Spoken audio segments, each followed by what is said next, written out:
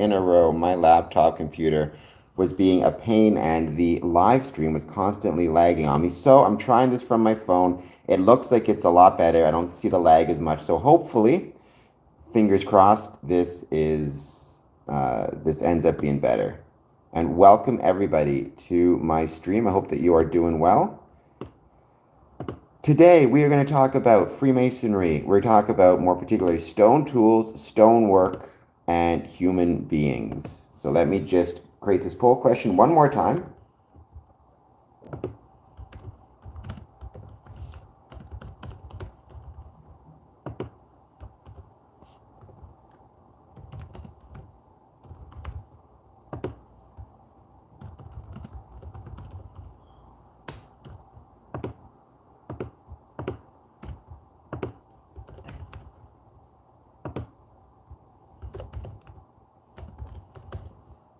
All right, once again, we got that stuff up there. Answer the poll question. What came first? Stone tools, Homo sapien, fire, cave art. I know some of you guys already answered this before in the chat, so hope you don't mind me putting it up one more time. But I kind of had to because, like I said, our stream was being such a pain. I'm going to have to, I think, reset my router. So the first hour or so we spend just chatting, hanging out, and then we switch over to talking specifically about the subject. And today's subject I want to discuss is stone tools, and humanity and our history. But let's give it a bit of time. Usually it takes about half an hour to an hour for the most people to start showing up. So let's give it a bit of time. And in the meantime, like I was saying, anything else that you guys want to talk about, though, in the next hour or so while we wait for people to arrive is fine by me. In fact, the more the better. Let me just see if I can't get this thing sorted out a little bit more. Maybe get a slightly better camera angle. There we go. I think that this works. All right. Welcome again, once again, here to chat about Freemasonry. I do these streams every day from 1 p.m. Eastern Standard Time to usually go about 3 or 4 hours, depending how many people show up. So please take a moment, hit the like button, hit the subscribe button, answer our poll question. What came first? Stone tools, Homo sapien, fire, or cave art? Also, in the meantime, though, in the chat, let me know anything you guys want to talk about. As I was saying, today every day, Monday through Friday, 1 p.m., I do these live streams and we chat about Freemasonry. Today, I want to talk about Freemasonry as it relates to stone. You could argue the basis of Masonry, free or otherwise. I want to chat about... Oh, geez. All right, we're back. Sorry about that. Knocked over my camera. I want to chat about Freemasonry, stone tools, and humanity. Natan000. Hello, Natan. Thank you so much for joining. Hope that you are doing well. Let me know in the chat how you're doing. Answer our poll question if you can. And let me know what it is that you want to chat about. If you are a Freemason, I'd love to know more about your Masonic journey and history. And if you're not a Freemason, I'd love to know if you have any questions about Freemasonry. What it is, how it works, all that good stuff. All right. Let's see if this will stay this time. Hopefully it does. Hopefully it doesn't fall over. I'm fine, and you? I'm doing very well, thank you. I love doing these live streams. I was annoyed because my laptop wasn't working, so I'm doing this on my cell phone. Natan, please, if you can, hit the like button, hit the subscribe button, and let me know how you're doing. And again, do you have any questions about Freemasonry?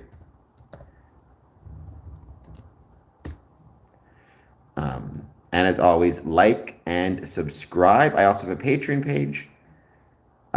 No, you don't have any questions about Freemasonry, or no, you're not a Freemason.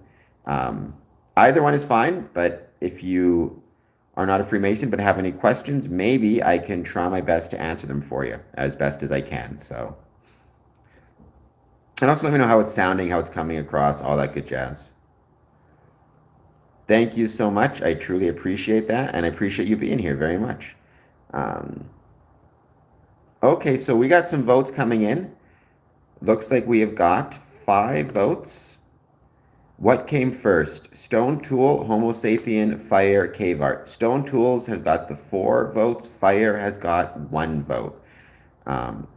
Usually, like I said, it takes about half an hour to an hour for the majority of people to start showing up. So usually, the first half hour to an hour is just me talking about Freemasonry in general and answering any questions people have.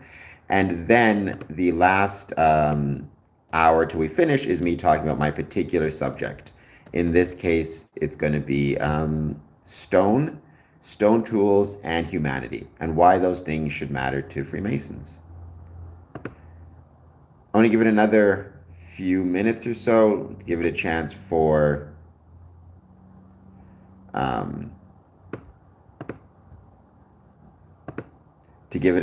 more people to answer the poll question, as well as answer the poll jump in the chat and say hello in general, before we go on to, once again, the particular topic.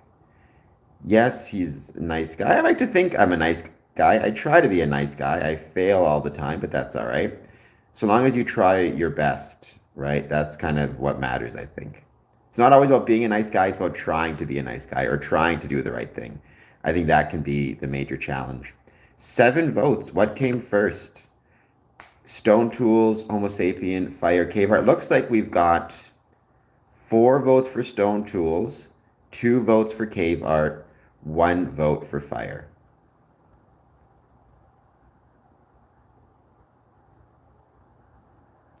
Well, I appreciate that, Mikhail, but like everything else, you kind of just have to try your best, right? I think that has to be the goal.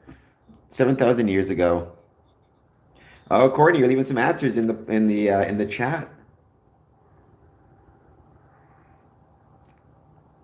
Hello, Cameron. Hello, gentlemen. Hello, Core. I appreciate you dividing it up because I'm no gentleman.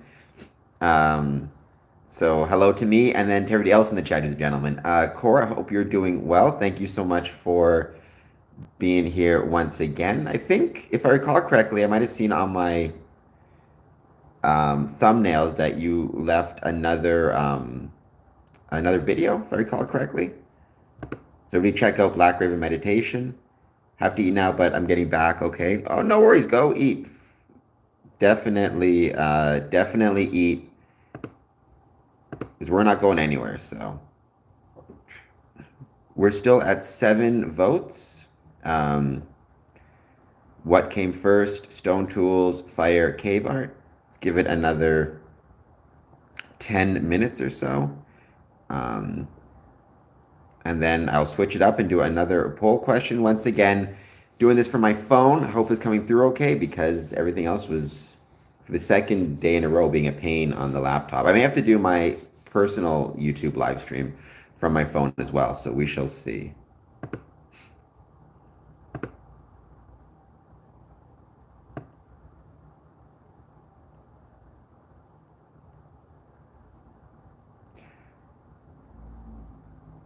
Yes, I've been trying to get a catalog examples of 2 minutes meditations. You inspired it, so thank you. I'm very welcome, and I'm glad that you're doing it.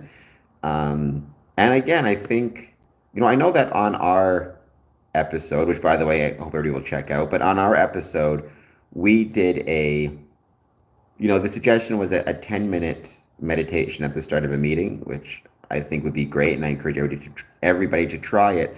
But of course, having said that, I also think everybody can and should, in their own life, look at doing a 2-minute meditation. And even if you're a Masonic lodge and you're starting brand new, to meditation, or your lodge is brand new to meditation, what you can always look at doing potentially is starting with a 2-minute meditation, right? You start with a 2-minute meditation, you see how that goes, and then you can ramp it up. And certainly meditation on things like stillness and peace are good things. So we're going to give it a bit more time, see who else answers the poll question. Then maybe what I'll do is jump in with another poll question. Again, today's topic is going to be about Freemasonry, stone tools, and humanity, and why all of those things are important. But it usually takes the half hour to an hour for people to start showing up. So in the meantime, anybody who just give it a chance for people to show up, jump in the chat, say hello, and we'll kind of go from there.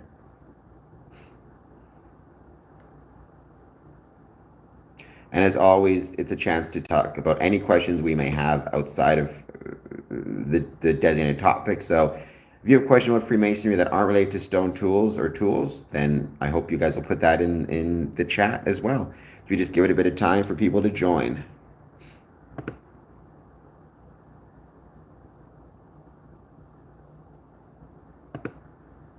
Seven people watching, 7 votes on the poll. If anybody else hasn't voted yet, I hope that you will do so. Please take a moment to vote and answer the poll question. And if you are new to the channel, I do these live streams every day at 1 p.m. Eastern, and the goal is to talk about Freemasonry and different facets of Freemasonry. I also have a personal YouTube account, which I post from the weekends primarily, as well as a lot of other, we're on social media, etc., etc. So, and again, if there's any topics that you want to see me discuss, please do so. And Courtney, I still know your idea about doing a stream where you can invite people on. I think I'm going to do that. I think what I'm going to do is create a link and share it with my Patreon members. Either every Patreon member or maybe just the paid members. I haven't decided yet. And that way they'll be able to actually come on stream and actually speak, and we'll be able to hear their voice and see their faces if they want. But I'm probably going to look for doing that maybe next week or even the week after. But I will keep people informed. And I agree, it is a very interesting topic. I 100% agree with that. And I used to actually take, when I was in school, I took archaeology and anthropology for my undergrad before I went to law school. So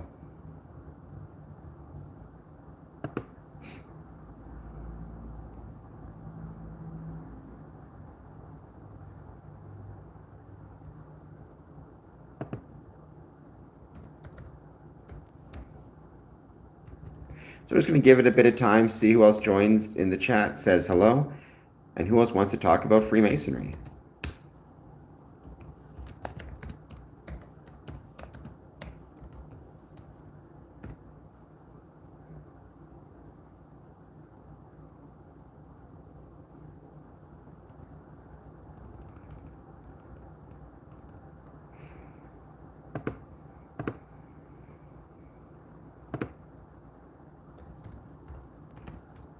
So I'm just getting my information ready. In the meantime, though, if you're just joining us, please hit the like and subscribe button.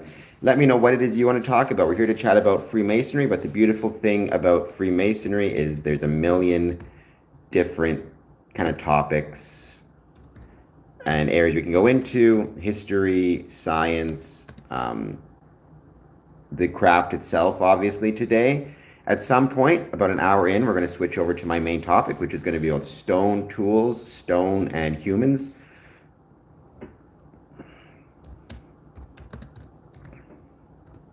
But I do want to make sure we give a chance for people to join, say hello, answer the poll question, jump in the chat, say hello. Anything you want to talk about as relates to Freemasonry. Maybe you're a big fan of Freemasonry and you love it. Great, we can talk about that. Maybe you're not such a huge fan of it or you have some concerns. That's great as well. Maybe tell me what those concerns are or why you're not a fan of it. And we'll see what we can do.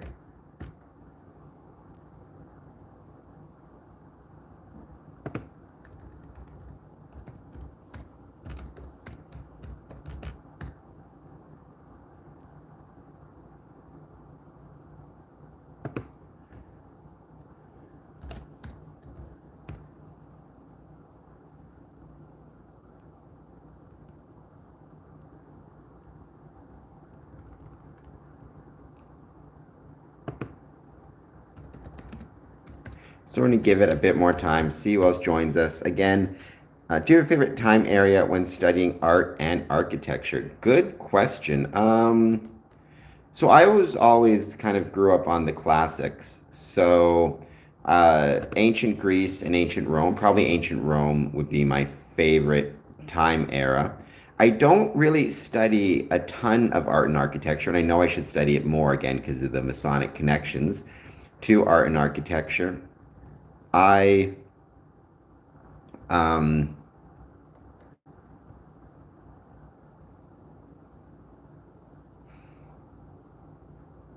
um, what was I trying to say? I'm always really impressed by Roman history. I love Julius Caesar, and the transitions in Rome from the kings to the republic to the empire to then the Byzantium Empire. I really enjoy that era of history, and I, like everybody else, really enjoy the time period when you switched from the republic to the Roman Empire. That's when you had this Julius Caesar and Pompey and Augustus and Sulla and all those guys. Cicero, obviously being a major player there as well. So that's kind of when you had all of that really exciting period and all the political intrigue, as well as the Gallic Wars and the Civil Wars and Pompey's Wars. So ancient Rome, I would say, is just a favorite era of time in general when studying art and architecture. And again, the little I still remember from my days of studying classics, um, the architecture and engineering, even more than the architecture of the Romans, was incredible. Their work with things like concrete, being able to create concrete that was actually could set underwater, as well as arches and the aqueducts and the Cloaca Maxima, otherwise known as their drainage system or their sewer. Everybody knows the Colosseum. I mean, it was incredible. So I would say ancient Rome, particularly the late Republic through early Empire. Fashonda Jackson. Hi, baby. Hello, baby, to you as well. I hope that you are doing well. Fashonda, thank you so much for jumping on this stream. Hit that like, subscribe button. Well, Fashonda, thank you very much for that. I do appreciate it. But I never learned about that in my I never did learn about that when I was taking classics in school, unfortunately. Poll still got 7 votes. I'm going to give it another 5 minutes. What came first? Stone tools, fire, cave art, or Homo sapien? And please hit that like and subscribe button. Even you, Fashanda, please hit the like and the subscribe button. I'd be much appreciated of it. We are here today to chat about Freemasonry. There's a million different topics that relate to Freemasonry, which is what I love about it. But for me, today I want to talk about stone tools, and humans, and why stone is so important for humanity. And then I think there's some metaphorical connections between the idea of stone as being important and necessary for humans, and stone as being important and necessary part of Freemasonry. And I'm going to kind of explore those as well. But again, usually it takes about an hour or so in for the most people to start showing up, I should say. So we'll give it a bit of time. In the meantime, though, anybody has any questions that they want to ask as it comes to Freemasonry, please let me know. My favorite tool used in ancient was the protractor because it's unchanged. Well, I mean, the fascinating thing about all of these tools is so many of them are unchanged, right? I think that's the really incredible part about it, is that, yeah, I mean, they're mass produced now.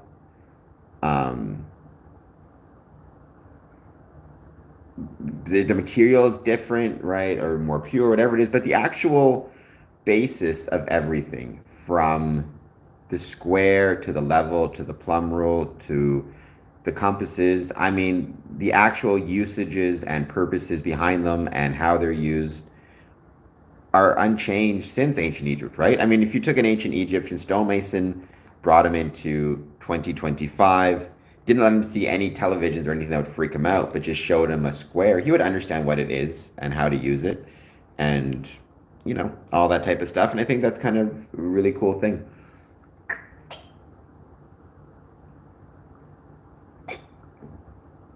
Somebody in the chat who's been hearing me talk about my desire to drink more water. Look, I'm drinking more water, so I'm being good. If there was no stone, there'd be no fire. If there's no fire, I don't know, for Shonda. That's a very good question. Although the question is, I put in the poll, I'm not sure who answered it yet. What came first? Was it stone, tools, Homo sapien, fire, or cave art? Still at 7 votes, stone tools still in the lead by a couple. So let's give that another 5 minutes, and then we will switch. All right, so we got 1 vote from Frashonda for fire.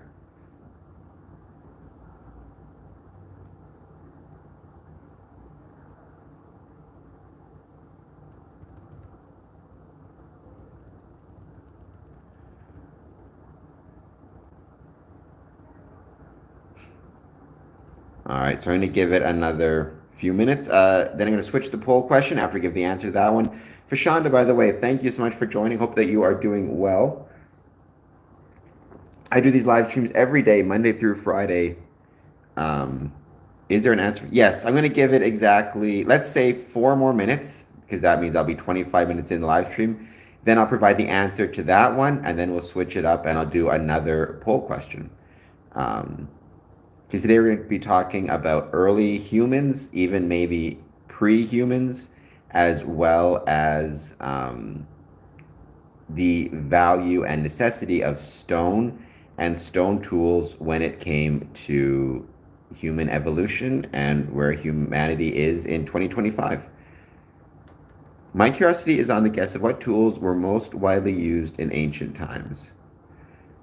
So I think Frashonda's right. The stone certainly, well, stone tools. I mean, obviously, people use stone tools as well as sticks, as well as even tools made out of bones. Our ancient ancestors. But actually, I don't know. I'd have to look into that. What is the most used stone? Michael Sosnowski, hi from Poland. Hello, welcome from Poland. I hope that you are doing very well, Michael. Please, if you can, hit that like and subscribe button. Let me know how you're doing, and also please answer the poll question if you can. What came first? We're going to answer this in 3 minutes. Then we're going to go on to our next poll question. In the meantime, Michael, if you have any questions about Freemasonry, please throw them in there. That's why we're here today. We talk about Freemasonry Monday through Friday, 1 p.m. Eastern Standard Time.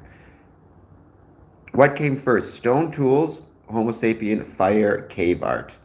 Okay, so 8 votes. Looks like 4 for stone tools, 2 for fire, 2 for cave art. For Shonda Jackson, arrows. I mean, arrows, interesting answer, because that's a combination of 2 different types of, or I guess that's 3 different materials, right? In terms of, or heck, even 4. I mean, arrows would have been sticks for the actual arrow, stone for the arrowhead, feathers, I guess, in the back of it sometimes, and then rope, which I think might have been sinew, and wood for the bow. So it's kind of like a combination of wood and stone and sinew, I guess, or rope. In my point, stones were commonly used pre-civilization. They absolutely were. I mean, in my opinion, stone may be the most important aspect of human civilization and human evolution for a lot of different reasons. And in a few minutes, in 1 minute, I'm going to answer the poll question and then go on to another one, at least to the best of my knowledge. I'm not an expert on this stuff. I did take an undergrad in archaeology and anthropology, and I've done my own research, and I've tried to use what I consider to be good sources. Having said that, I'm sure it's very possible I get some stuff wrong. So I guess I'll give a caveat that this is based on my understanding and my research, both from my university days and present. But fire came, well, we'll see in 30 seconds. So, Mikhail, if you're still there from Poland, you still have 30 seconds to answer the poll question. And then I'm going to switch it up and do another poll question, and once again, see who joins us.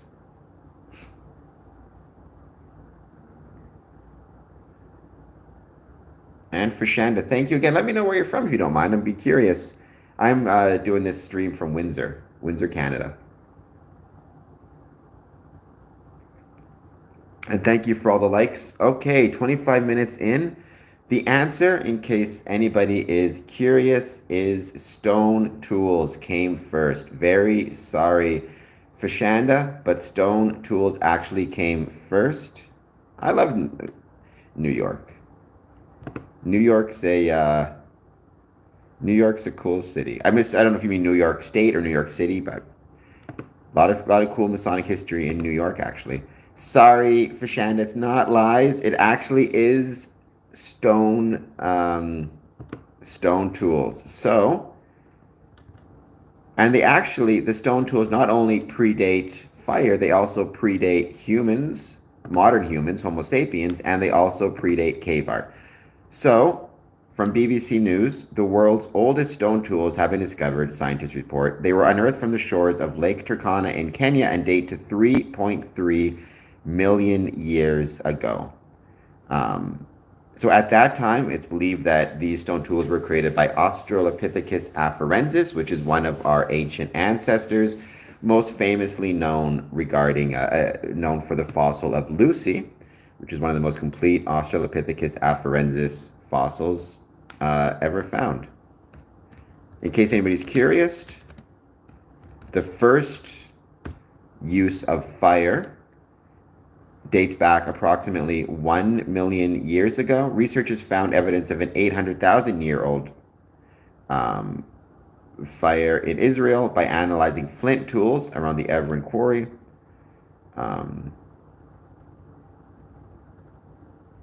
So the exact timing and location of first widespread use of fire, it looks like it could be between 1 million to 1.9 million years ago, which is still less than 3.3 million years ago. And in case anybody was curious, the first cave art dates to 40,000, between 40,000 and 14,000 years ago. So that's very recent. And the date for humans, otherwise known as Homo sapien, dates to, let me just double check to make sure I got it right.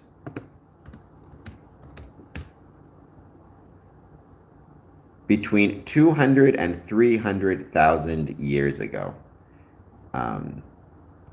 So humans, stone tools win. Stone tools are so valuable and important to humanity, they even predate humanity. As we would understand it, Homo sapien, they in fact date to Australopithecus afarensis. So I'm going to do another poll question now. Let's see how well you guys are paying attention. So yeah, Fashanda, I'm very sorry. Still think you're awesome, but you were incorrect about that one. All right, so let's go with this question. Let's see you guys are paying attention. Where were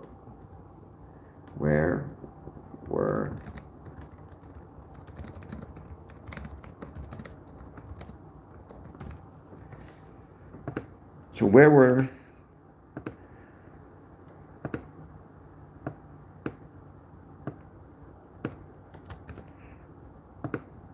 Dun, dun, dun. Just writing another poll question. Give me 2 minutes.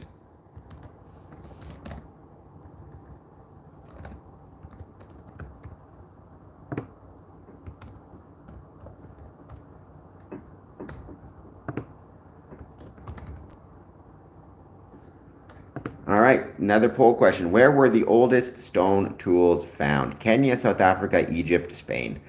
Let me know what your answer is in the poll. Let's give it a few more minutes to see who else jumps on, says hello. In the meantime, please take a moment, hit that like button, hit that subscribe button. The oldest building is in Turkey as far as being built by stone tools. Yes, I remember reading about that, and that might be worth checking out as well. So I'm doing a discussion and topic on that also.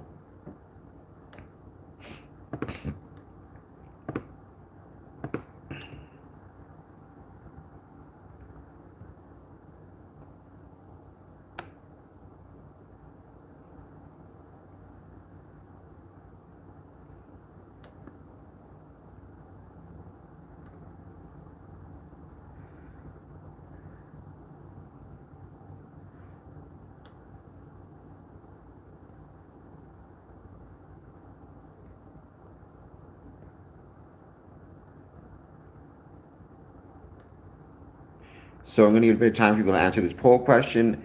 Then jump in the chat, say hello. Let me know if you have any question about Freemasonry. For Shonda, you're new to the stream. I think don't know if you've been here before. So by all means, for Shonda, if you have any questions about Freemasonry, I do these streams every day, Monday through Friday, 1 p.m. And we kind of talk about all sorts of different things, but the main thing I like to talk about is Freemasonry and explore the many ways in which Freemasonry is relevant to the communities in which it's located, as well as stories of Masonic interest.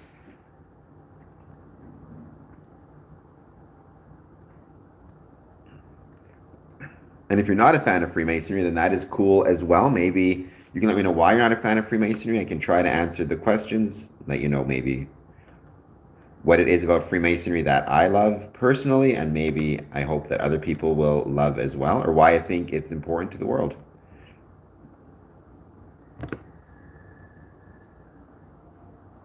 I'm going to share this with somebody quickly.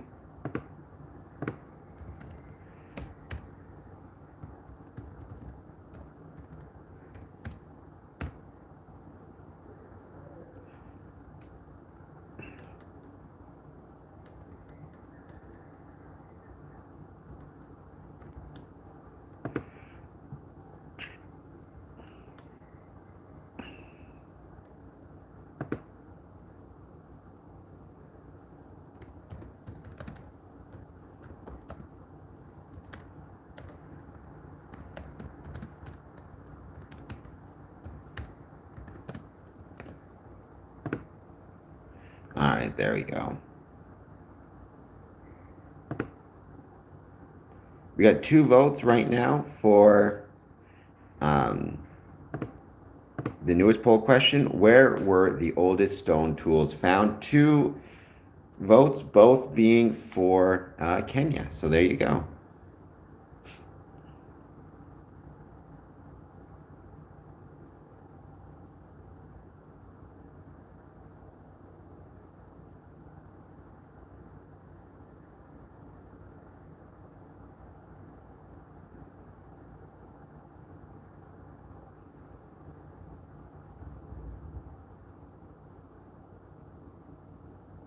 I chose Kenya because I'm a bookworm, even all throughout high school up until now. Good for you. Nothing wrong with being a bookworm. I wish more people were bookworms, to be honest. I think that would make people spending more time reading books would be a lot better world. So as always, I didn't want to give us another 10, 15 minutes, see who else joins us in the chat, says hello. Before we switch it over and start talking about the particular topic today. And as always, though, and once again, anything you want to talk about in the chat, please let me know.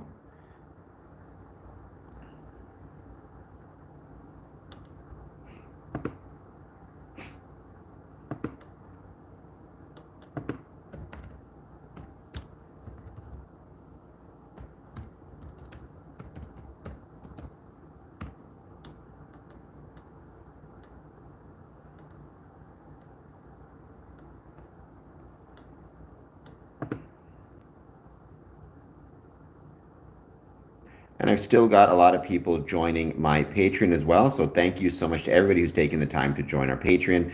I very, very much appreciate it. The more people join that Patreon, even whether it's free or a paid amount, helps other people find it and helps spread it. So thank you so much for that. Let's give it 10 more minutes, see who else jumps on, and then we're going to start talking about our topic for the day. Stone tools, stone, and human civilization. And then again, why that might be important to consider from a Masonic perspective. And everybody, it's funny, every time, oh my gosh, once again, it is snowing out there. We can't seem to get away from all this snow. So that's all right.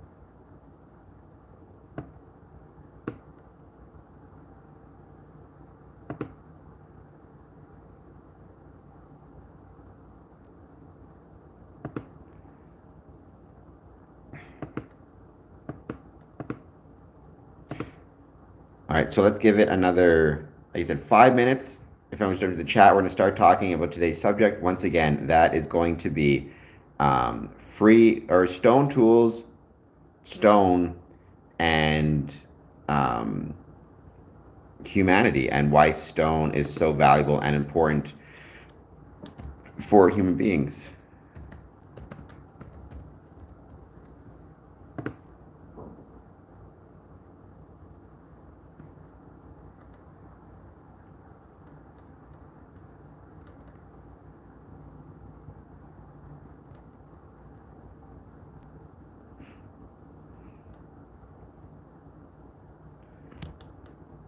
Good afternoon, Brother Ken. Good afternoon, Michael Moore. I hope that you are doing well. I hope that you will add a chance to hit that like button. As always, answer our poll question. The oldest stone tools, where were they found? Okay, we've got 3 votes, 2 for Kenya, 1 for Egypt. I am working on my topics for next week. I was looking at maybe tackling the topic we discussed, as well as the topics as well as a few other topics, as well as potentially having a stream where I can invite people to actually jump on the stream directly, and instead of just me hear my voice, you might hear other voices or see other faces. Michael Moore, you'd be invited to that. I might invite all the people on the Patreon who are paid members to join in that as well. I'm back, but I have to go to, I don't know where Funland is, but it sounds fun. So Mikhail, thank you so much for coming back. I hope that you enjoy Funland, and I hope that I see you again in the chat. It's always great to have somebody from Denmark here. I think that's awesome. So yeah, so to Michael, to everybody, I'm working on my topics for next week. Topics that have been suggested to me by a lot of different people. I've got some topics suggested to me by people in the chat, people here and there. So yeah, there's lots of different topics that I want to discuss. One thing I really want to look at doing is discussion on Masonic recognition. That's been suggested by some people. I think that would be worth, because recognition is such an interesting topic and such a confusing topic, I think, for a lot of people, that like, what is Masonic recognition? How does it work? I think that might be worth delving into more. We talked about that a little with John J. Meek, but I'd like to explore it more. Where were the oldest stone tools found? 3 votes for Kenya, 1 vote for Egypt, another 1 vote. So we'll give it another 2 minutes.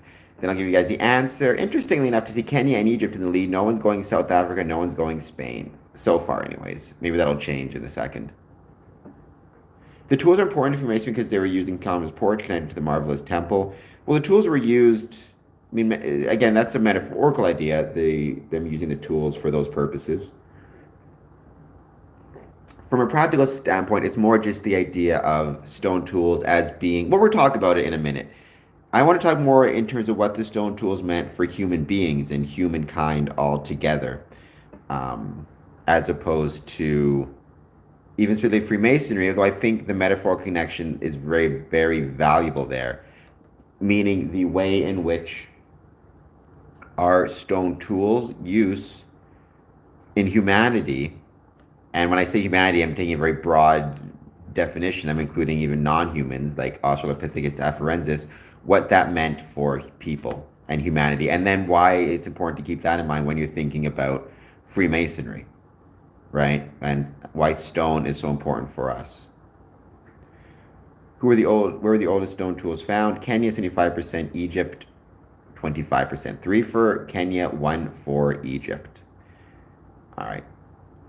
So let's give it 1 more minute. I'll give you the answer to that one. Then we'll go on to the next. As I sit here and snack on some chips, because I am hungry. Though I had breakfast, I don't know why I'm so hungry.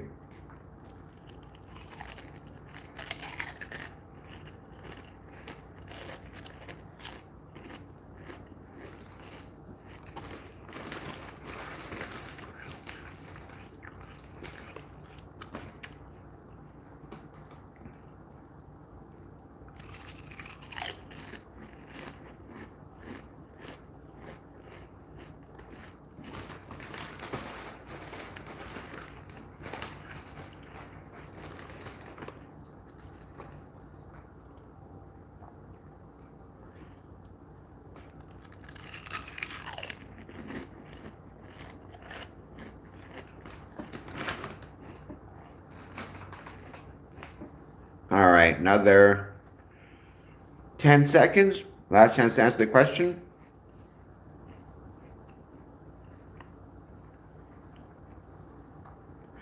All right, we're going to close up this poll. The oldest stone tools were in fact found in Kenya. They were unearthed,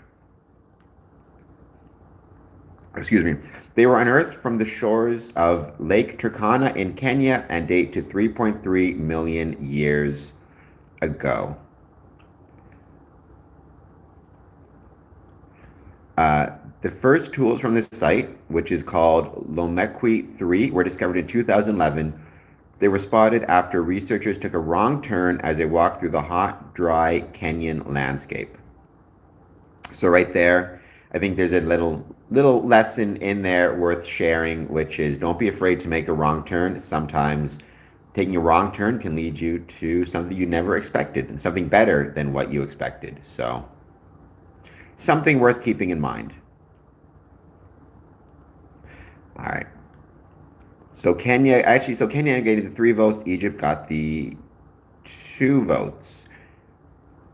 Or no, Kenya got 4 votes. Egypt got 1 vote. So there you go. Welcome. If you're just joining us, by the way, please hit like, please hit subscribe. Let me know how it is you're doing and what it is that you guys want to chat about. I think now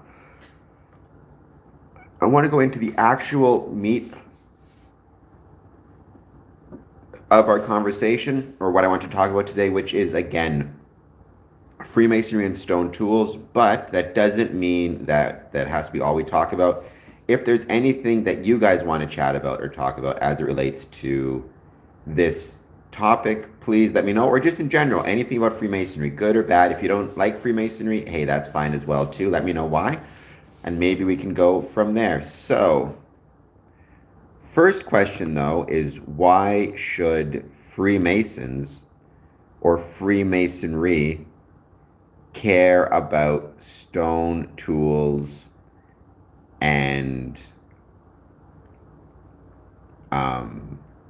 stone, right? So why should Freemasons care about that? Well, the most obvious reason is because Freemasonry is heavily connected and interested in stone, both in terms of metaphorically speaking as well as just practical historical connections.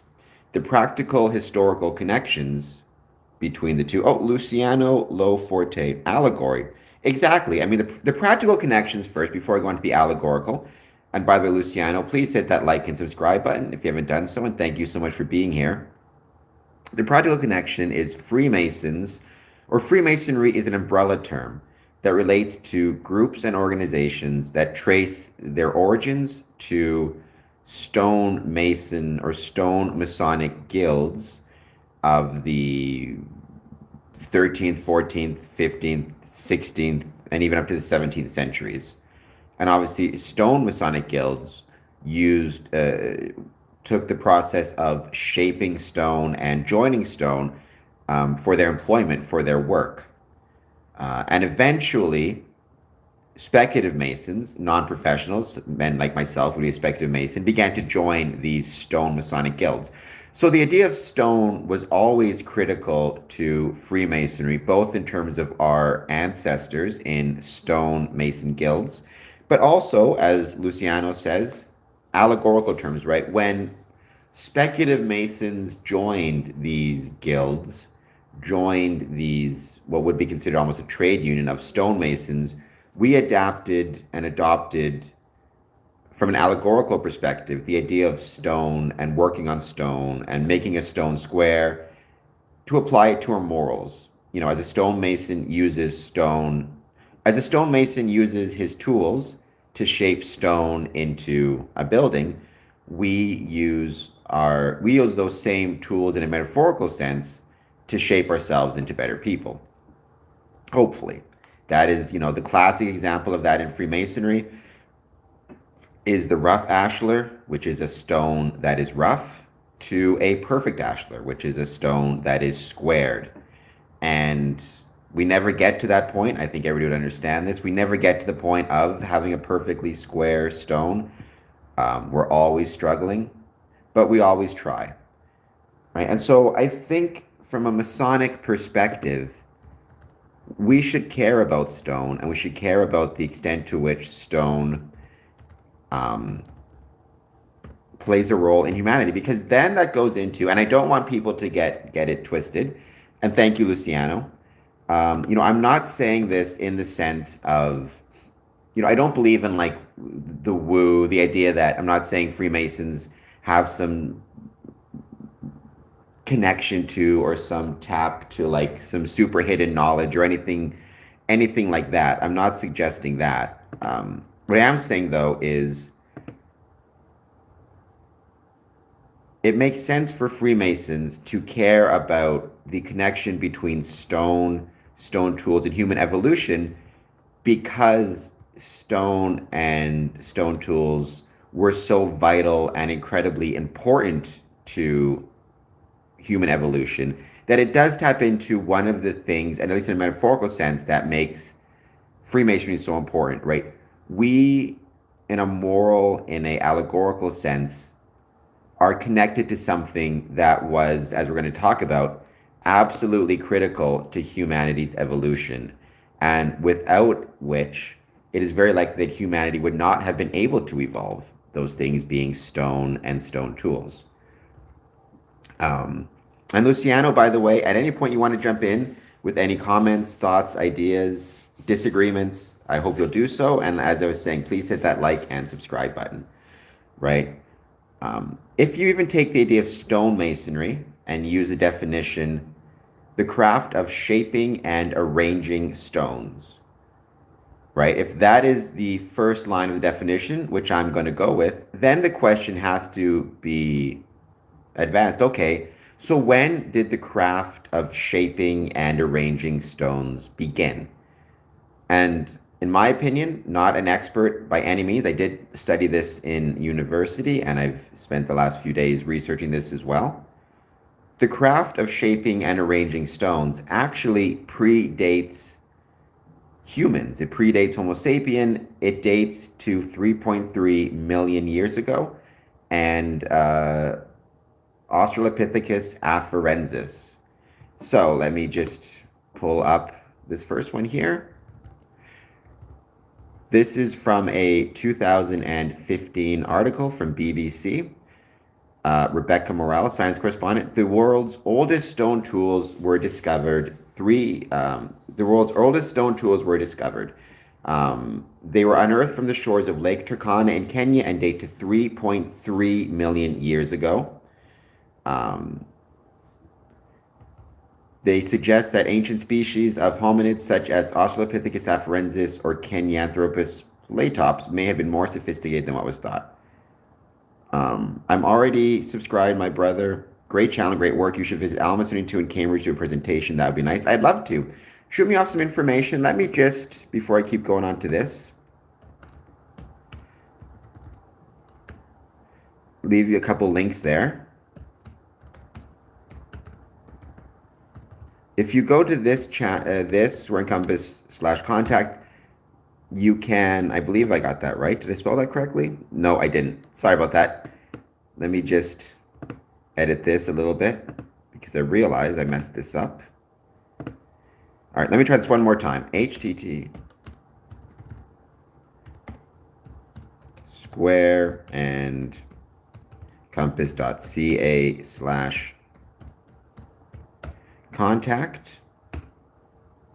Shoot me off a message through that, and maybe I will visit Cambridge.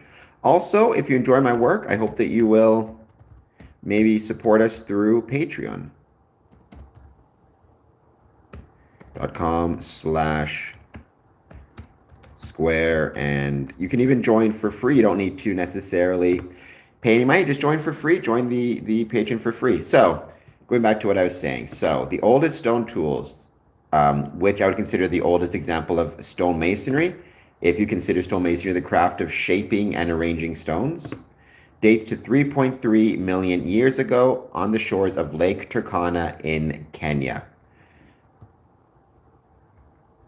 The first tool from the site, Lake Turkana, it was called Lomekwi 3, was discovered in 2011. They were spotted by researchers after taking a wrong turn as they walked through the hot, dry Kenyan landscape. So I think there's a lesson there. Don't be afraid to take wrong turns. Sometimes lead you in the right place.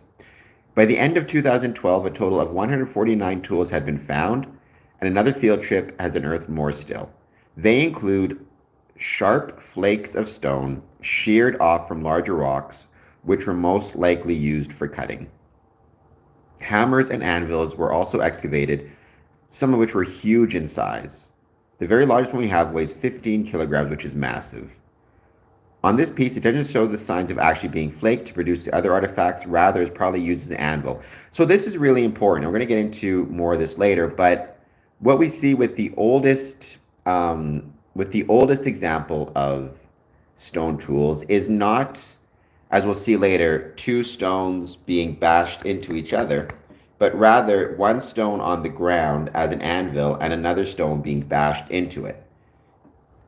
So I think that's a very interesting point, and that is our earliest example of stone masonry. 3.3 million years ago, one stone being stationary and another stone being bashed onto it, basically. It probably rested, so the anvil, the one stone that was used as an anvil, rested on the soil or other cobbles, which were intended to be smashed to make tools. It was struck against a large anvil. So you had one anvil resting on the soil, and then you had other stones brought to the site, smashed apart, struck against the anvil to make the tools.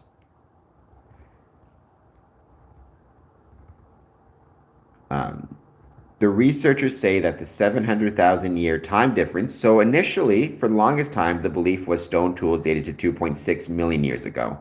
Then 2011, they discovered that the oldest and earliest stone tools dated to 3.3 million years ago, which showed how manufacturing methods and use changed over time, growing more advanced. Or you could say it reveals how Freemasonry grew more advanced over time.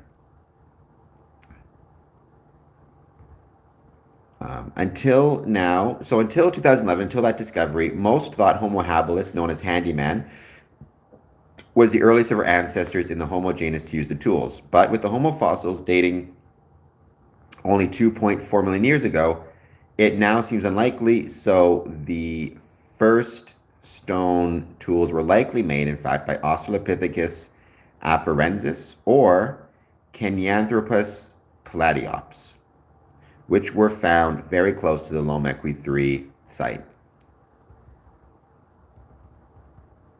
The most widely in the East African region, there's also another hominid known as Australopithecus afarensis, which is famously known for the fossil Lucy, which is another candidate as this early stone tool maker or early Freemason. It suggests that species like Australopithecus might have been intelligent enough to make stone tools, cognitive manipulative abilities to carry tasks like that. So, if we are talking about stone masonry and stone tools, and trying to create a kind of chronology to this whole thing, then you would start 3.3 million years ago in Kenya, on the shores of what is called Lake Turkana, at the Lokwemi site, where you had the earliest example of Freemasonry, the shaping of stone. And in this case, the shaping of stone was done by placing an anvil on the ground in a resting position and then bringing other stones to it to strike against it, thus creating the stone tools.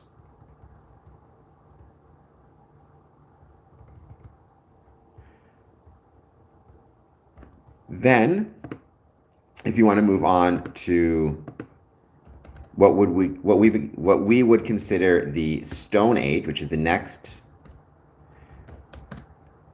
era in this discussion, and what's so fascinating about the Stone Age as well, and so again, Freemasonry, we connect ourselves to the idea of stone, right?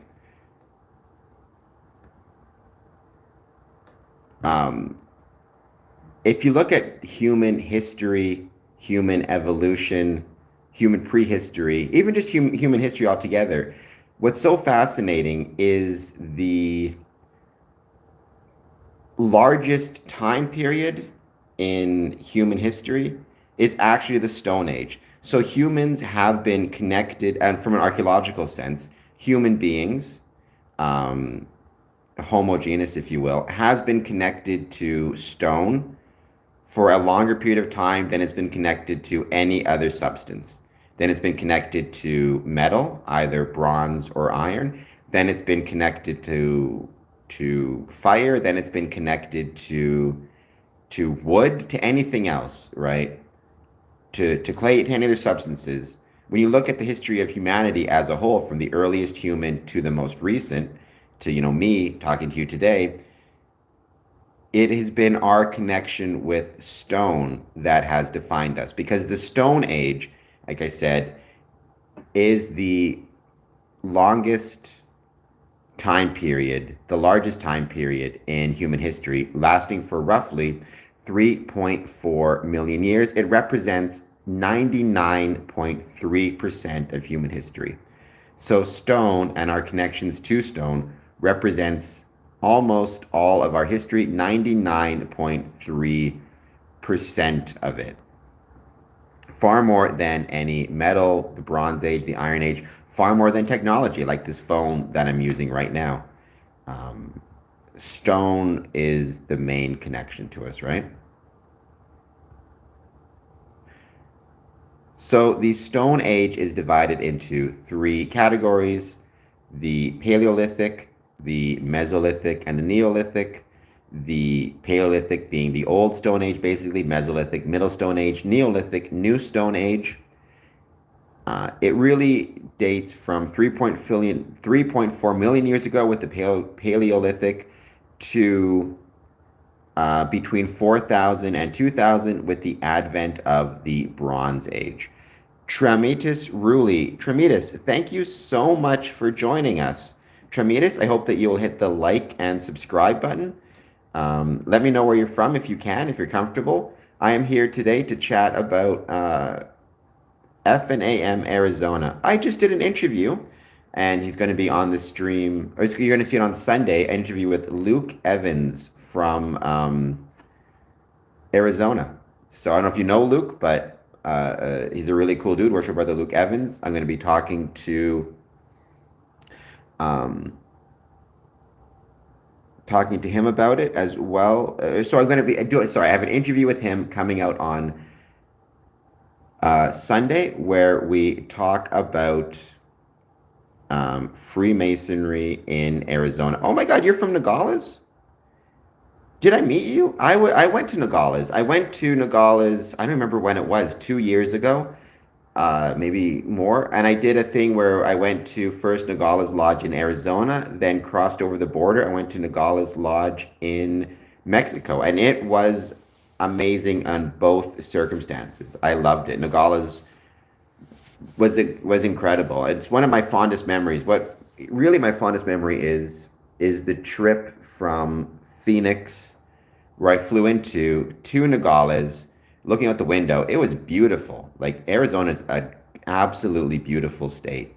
So by the way, please hit the like and subscribe button if you haven't done so yet. Friendship Day. Oh, perfect. Well, thank you so much for being back here. I really do appreciate it. It's wonderful to have you.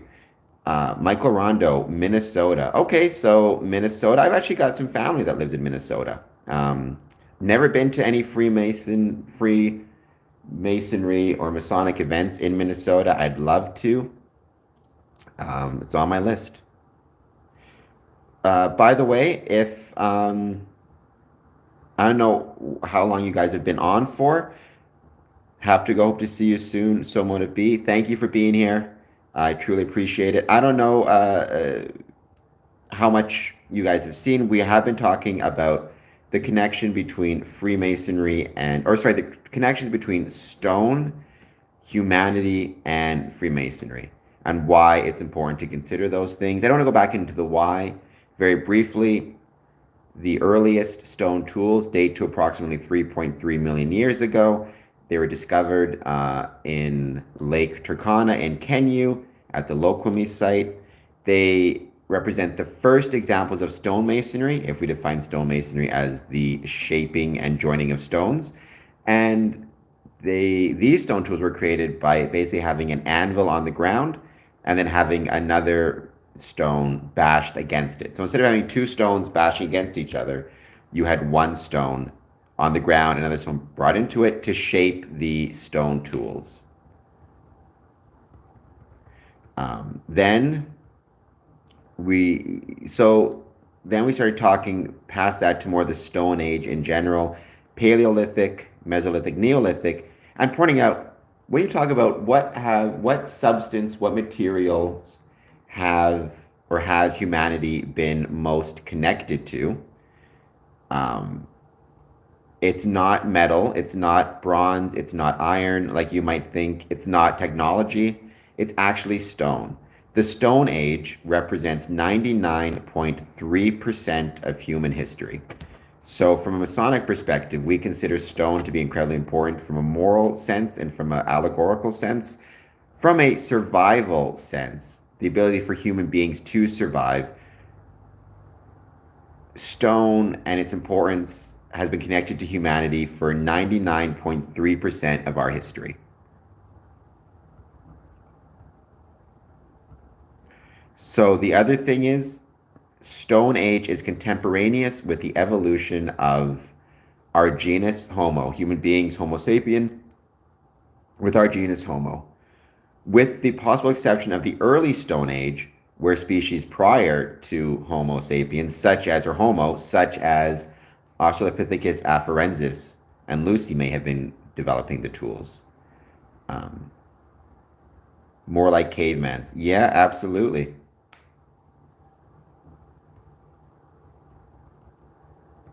So we're going to go Stone Age in archaeology. We're going to go past the Loquemi in West Turkana. I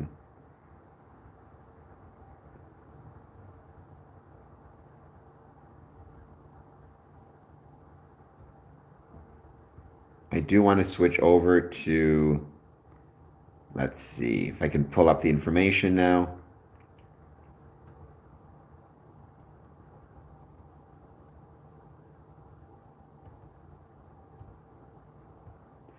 I'm just trying to find it here.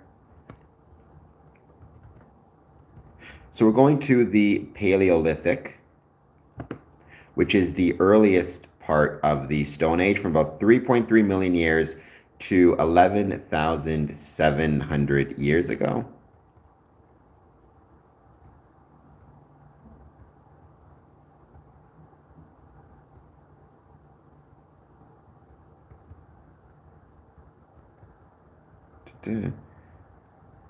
So, nearly all of our knowledge of Paleolithic people and way of life comes from archaeology and ethnography comparisons to modern hunter-gatherer cultures. The population, actually, here, I'm going to try it this way. I just want to get some more general information before I go on to the specifics. Actually, for that, even why... The thing about stone tools and what made stone tools so important for humanity really has to do with our diet and our ability as to what we were eating. Stone tools were used to extract meat and other nutrients from animals and plants that earlier ancestors did not have access to, right? And so it also allowed us to even smash bones, to get the marrow, to get more meat from animals, things we couldn't do, which is our nails, our teeth, or even with sticks.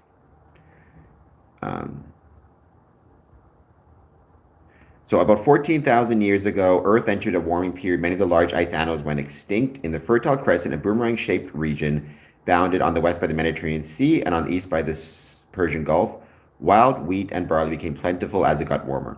Some humans started to build permanent houses in the region. They gave up nomadic lifestyle of their Ice Age ancestors to begin farming. We talked about that, the earliest stone houses being in this area around this time. Human artifacts in the Americas also began to show up around this time. So Stone Age tools. Much of what we know about life in the Stone Age and Stone Age people comes from the tools they left behind. Hammer stones are some of the earliest and simple stone tools. Prehistoric humans used hammer stones to chip other stones into sharpened flakes They also used hammer stones to break apart nuts, seeds, and bones, and to grind clay into pigment. Archaeologists refer to these earliest stones. So these are the second earliest stones. Actually, they're after the low or came after the low Kwemi stones in Kenya. Archaeologists refer to these stones as the Oldowan toolkit. Oldowan stone tools date back nearly 2.6 million years and were first discovered in Tanzania in the 1930s by archaeologist Louis Leakey. Most of the makers of Oldowan tools were right-handed, leading experts to believe the handedness evolved very early in human history. It's kind of interesting. As technology progressed, humans created increasingly more sophisticated stone tools. These included hand axes, spear points for hunting large game, scrapers, which could be used to prepare animal hides, and awls for shredding plant fibers and making cloth. People during the Stone Age first started using clay pots to cook food and store things. Then you also had Stone Age art. So as it's fascinating, right? Because as the Stone Age developed, so too did humanity. It was during the Stone Age that we got our first examples of art. It was during the Stone Age that we got our first examples of burial, or human burial. It was during the Stone Age that we had humans evolving at all, starting with Homo habilis, moving through Homo erectus, Homo sapien, to give a very brief history of it.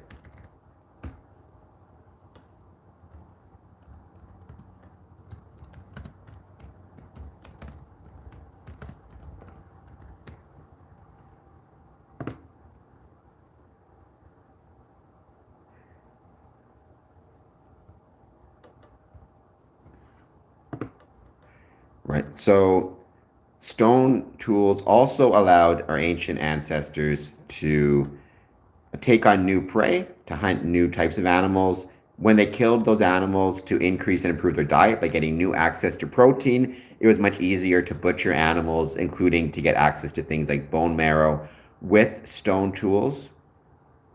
Also, they could use the stone tools to better scrape meat off of skin, to actually do skinning of animals, which allowed them to create clothing.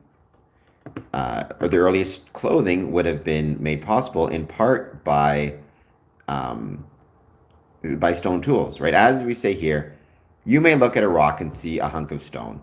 Ancient people looked at rock and saw a world of possibilities, as every Freemason should. Rocks could be naped or shaped into knife blades, spear points, axe heads, and more, allowing hunter-gatherers to take on new prey and use animal remains for clothing and other things.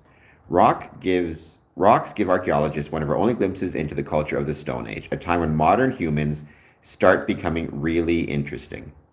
One long-standing question amongst archaeologists is what drove people to use different kinds of rocks for their tools. Were they simply using whatever stones were at hand, or were they making more specific choices about what to use? To begin to answer these questions, Schmidt and his colleagues created a mathematical formula to describe rock properties, including strength, fracture toughness, and fracture variability among different kinds of rocks to show how much force is needed to flake them. They applied this flaking force calculation to 4 different kinds of rocks and found that at one site, which is inhabited by Stone Age humans for tens of thousands of years, they applied this flaking calculation to 4 different kinds of rocks found at a particular site inhabited by Stone Age humans for tens of thousands of years.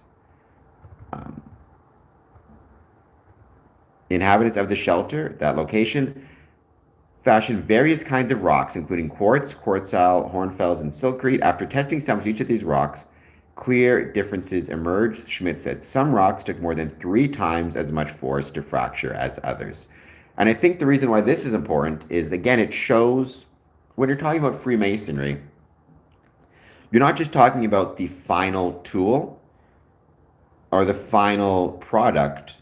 You're talking about the type of stone that the that the stonemason chooses. And even in our Stone Age ancestors, when they were shaping this stone, creating their stone tools, engaging in the act of stonemasonry, they had to be sophisticated enough and smart enough to be able to recognize the differences in stones in types of stones and which ones would be the best to use when it came to the ability to shape the stone into the tool that they needed, right? So again, it shows a level of sophistication and early stonemasonry. It's not only about the tool itself, it's about the type of rock used to create that tool, which is no different than building, a stonemason building a wall or a stonemason building a house.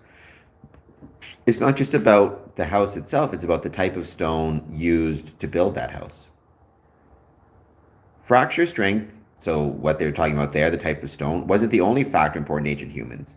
How predictably a rock flakes and how strong the resulting tool would be also mattered. Looking at their data, Schmidt said they saw distinct patterns emerge at different points in time.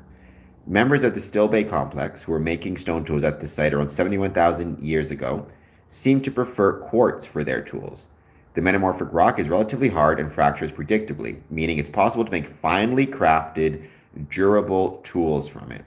Still Bay points tend to be long, double-edged points likely used as spear tips and sometimes for cutting.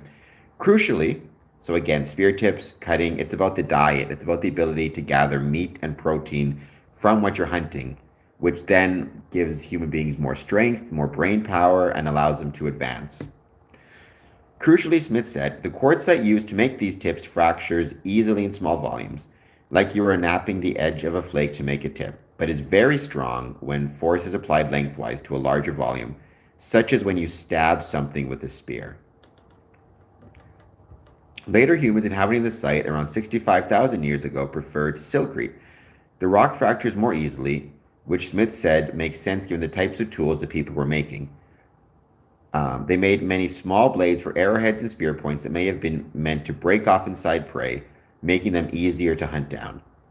So you don't care about the resistance to fracture because the thing is supposed to break off anyway. What you rather want is something that is really making it easier for you to make those segments. Showing that changes in the kind of tools line up with the qualities of rocks they were made from adds quantitative heft to the hypothesis that humans were making nuanced decisions involving stone properties more than 60,000 years ago. They were testing materials and trying to understand the trade-offs that come from different materials. So again, I mean, what more of an example of stone masonry could you find than our ancient humans making nuanced decision involving stone properties more than 60,000 years ago and trying to determine which type of stone to use based on the properties they needed for the jobs that they were trying to do. They were testing materials and trying to understand the trade-offs that come from different materials.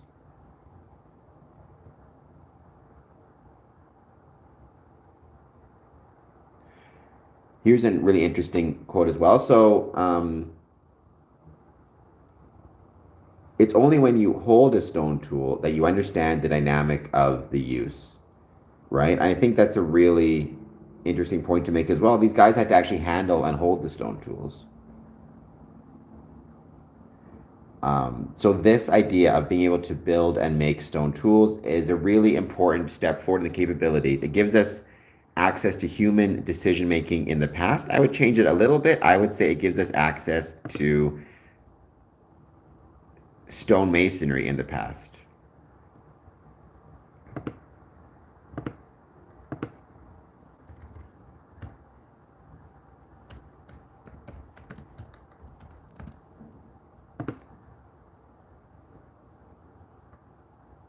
So once again, the Stone Age lasted from approximately 3.4 million years ago to around 3,000 years ago, divided into Paleolithic, Mesolithic, and Neolithic. The Paleolithic lasted from around 30,000 to 10,000, Mesolithic 10,000 to 8,000, Neolithic 8,000 to 3,000, and then you had the transition into the beginning of the Bronze Age, followed by the Iron Age.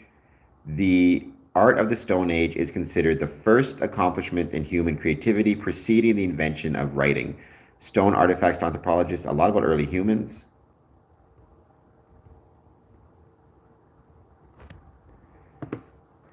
So if you go to Britannica,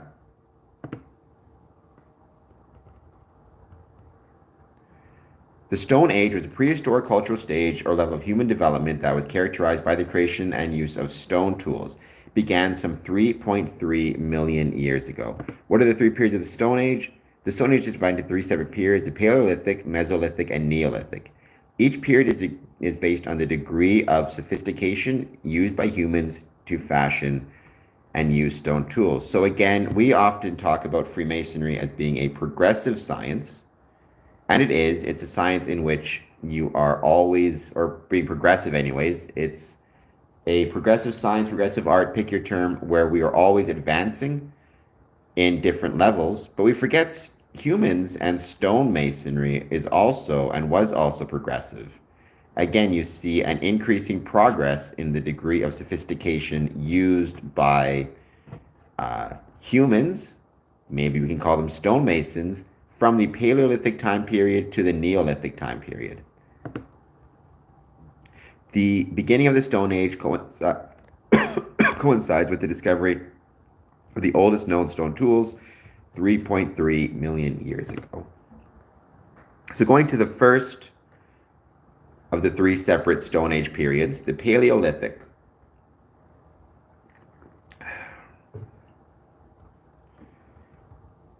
The Paleolithic period is a cultural stage of human development characterized by the use of rudimentary chipped stone tools. The popular Paleo diet or Stone Age diet is based on foods humans presumably would have consumed during the Paleolithic period. The onset of the Paleolithic period has traditionally coincided with the first evidence of tool construction and use by the Homo genus some 2.6 million years ago, near the beginning of the Pleistocene epoch.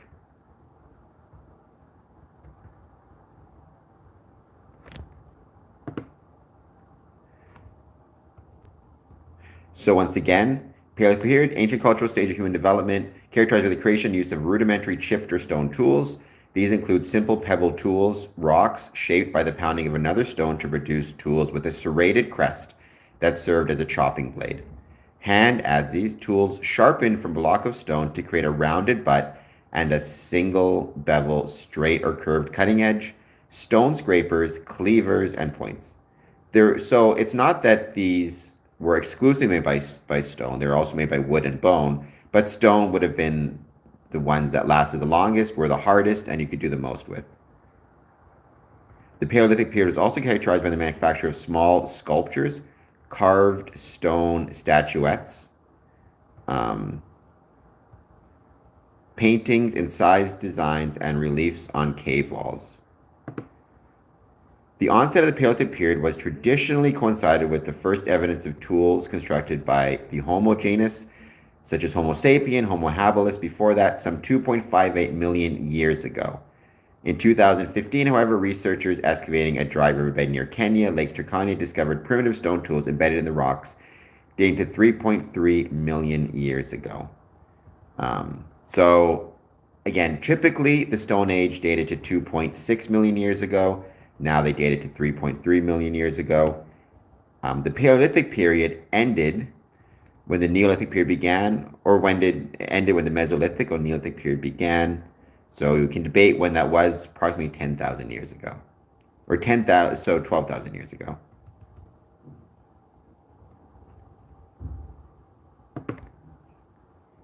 And that is a very, very rough period. Actually, I'll just go on to the Mesolithic period. So we talked about the Paleolithic period first. Mesolithic is an ancient culture period existed between the Old Stone Age, with its chipped stone tools, and the Neolithic New Stone Age with its polished stone tools. So again, you have that middle period between chipped stone tools and polished stone tools. You see the progress in the ability for humans to act as stonemasons. Most often used to describe archaeological assemblage from Eastern Hemisphere, the Mesolithic is broadly analogous to the archaic culture of Western Hemisphere. And then you've got the Neolithic, otherwise known as the New Stone Age. It's the final stage of cultural evolution or technological development, which I think the phrase technological development could be switched over to stonemasonry or Masonic development among prehistoric humans. The stage is characterized by stone tools shaped by polishing or grinding dependence on domesticated plants or animals, settlement in permanent villages, and the appearance of such crafts as pottery and weaving. In this stage, humans were no longer dependent on hunting, fishing, and gathering wild plants. The cultivated cereal grains enabled Neolithic peoples to build permanent dwellings and congregate in villages, and the release from nomadism. And hunting and gathering economy gave them time to pursue specialized crafts. The specialized crafts would have, in that case, been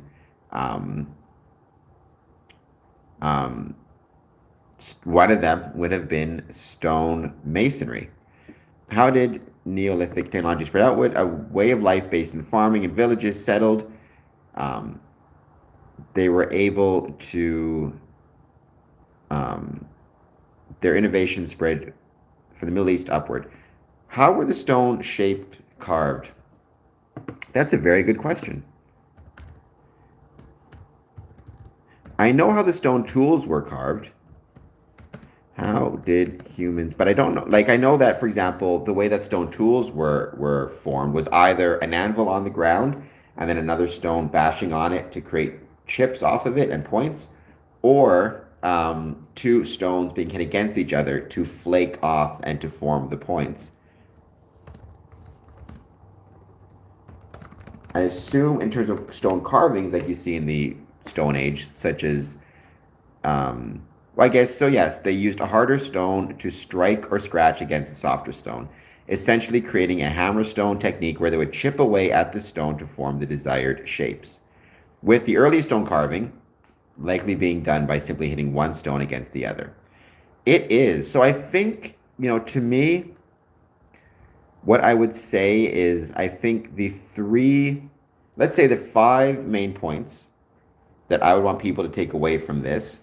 First is that human beings and humanity have been more connected to, or more, I guess human beings have been more connected to stone for more of its human history than any other substance, be it any other type of metal or be it technology. The Stone Age existed for 99% of humans' time on Earth. So we have been, at least historically speaking, more connected to and associated with stone than with any other material. So that's number 1. Number 2, stonework and stone masonry actually predates humans. The earliest stone tools were found to date 3.3 million years ago in Kenya, and were likely formed by Australopithecus afarensis, one of our hominid ancestors, or perhaps another one. And so stone is not only an important part of the human story, it's an important part of the hominid story. It's number 2. Number 3, stone tools were vital to human evolution by allowing us to get additional forms of sustenance. It allowed us to, for example, break into bones of the animals we killed to get the marrow, as well as get more meat from the animal, as well as more fats from the animal, which allowed humans to have a much better diet, much more protein and fat-rich diet, which improved brain function, improved strength, allowed us to evolve better. The 4th, actually, CD. Hey, CD, good to see you. Thank you so much for being here. Yes, the Stone Age is the longest period in the timeline. Like I said, humans have been associated with stone for longer than any other material. 99% of human history, I'm including prehistory as well. 99% of 99% of humanity's time on Earth, we have been associated with and using stone as our primary type of technological advancement, which I think is really, really cool. The second one, again, um, stonemasonry actually predates humanity and dates to one of our hominid ancestors 3.3 million years ago, Australopithecus afarensis in Kenya, the Lokwami site. Number three, the use of stone tools and stone was vital in that it allowed us to increase our dietary, our diets, get more protein, get more fats, because it gave us tools that allowed us to better butcher animals and collect the nutrients from those animals, which was vital as well. Um, Number four is stonemasonry is progressive in its, and that's it, like the Stone Age, I should say, is progressive, just like Freemasonry, right? So Stone Age, what they're really showing from the Paleolithic to the Neolithic, the Old Stone Age to the New Stone Age, is a consistent progression in the basically the stonemason techniques, the ability of our human ancestors and eventually Homo sapiens to become more and more adept at their ability to create stone tools. And how they did that, you see more advancements, and that is progressive, much in the same way that Freemasonry is progressive. It's about advancing knowledge. Um, as you progress in your knowledge, you're able to, in the case of Masons, be better Masons. Case of Stone Age ancestors, you're able to create better stone tools or be better stonemasons. And the last thing is the end of the Stone Age led into the Bronze Age. It also, and metallurgy, and then the use of metal tools instead of stone tools. It also coincided with a more sedentary lifestyle as humans began to farm and have more agriculture, which meant you could then get, because if you're all staying in one place, you have more time to develop specialized skills if you're not always chasing buffalo and hunting for your food and hunting and gathering. And that is when we start to see more specialization. And that is perhaps when we can actually say stonemasonry went from something without really being planned, it's just something our ancient ancestors did kind of almost when the mood struck, if that's, or when they needed something, to specialized stonemasons taking this knowledge and then applying it to special skills and tools. CD, I hope what I just said made sense. I'm not sure how long you've been here for, but I hope that that made sense. I hope you're enjoying the talk, and thank you so much for joining. Natural stone is beautiful and really fascinating, Cameron. Yes, it is. I agree with that completely. Is there any evidence of the Stone Age? There's tons of evidence of the Stone Age, right? But the Stone Age is prehistory, so we don't actually have like written records, because prehistory means before written records. But we do have obviously primarily archaeological evidence, both archaeological evidence of the stone tools as well as archaeological evidence from the bones of our ancestors, both other hominids or hominins as well as Homo sapien. And we also have the cave paintings.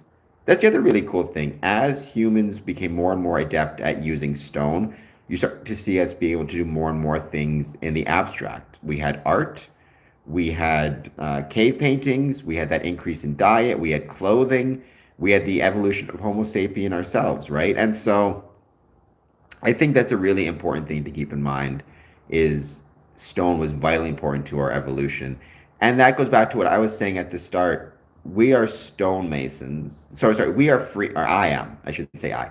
I am a Freemason. As a Freemason, right, I understand and apply this symbology and the allegory of working on a stone, taking a stone that's rough and turning it into something that's perfect, whatever that may mean, in order to make myself better. Often our discussions come around this idea of stone and what it is. And we owe our existence to the Masonic stonemason guilds of the 14th and 15th and 16th centuries. And they, you could argue, owe their existence to, the very first humans millions of years ago who first figured out what stone meant, what it could do for them, the way they could use it to create tools, and the way they could use it to improve their diet, improve their standard of living, eventually the way they could use it to build their houses or their structures. So I hope that that made sense. That, again, I studied this stuff in school. I don't know a ton about it because it's been a little while, but I did some research for the last week, and that is basically where I go from.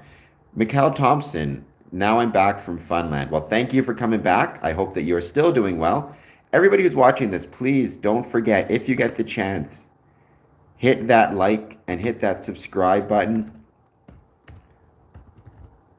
Also, check out our patreon.com/square and compass, and you can support us. You can either join for free or pay some money. Anything is fine. We just appreciate you wanting to join.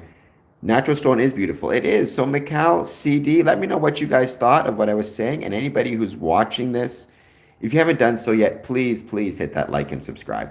Always interesting stuff. Stonework and the ability to use different types of stone for a multitude of applications, although archaic, still have direct relevance today, even in the application of tech. I believe it. I mean, I would love to know more about that because obviously, I understand people using and building things out of stone today for aesthetic purposes, for the look of it. People still wanting things like stone houses, right? Things of that nature. But I don't know a lot about the technologies used in 2025. So, CD, I'd love to learn more about that and how that stuff works.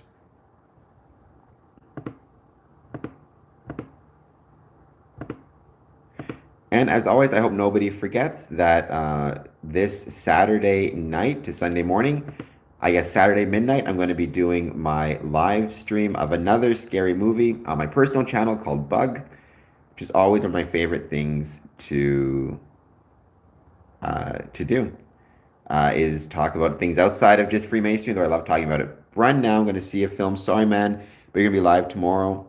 Yes, going to be live tomorrow, same time, 1 p.m. Eastern Standard Time. So I guess 19. I imagine technology of a stone home protecting you from a cell phone getting through, which can be a form of technological thinking. Michael, I had no idea that stone could be used to keep cell phone signals out. I've heard of Faraday boxes, but I did not know that those were made of stones. That's really, or maybe they're made of another material as well, but that's really cool. I did not know that.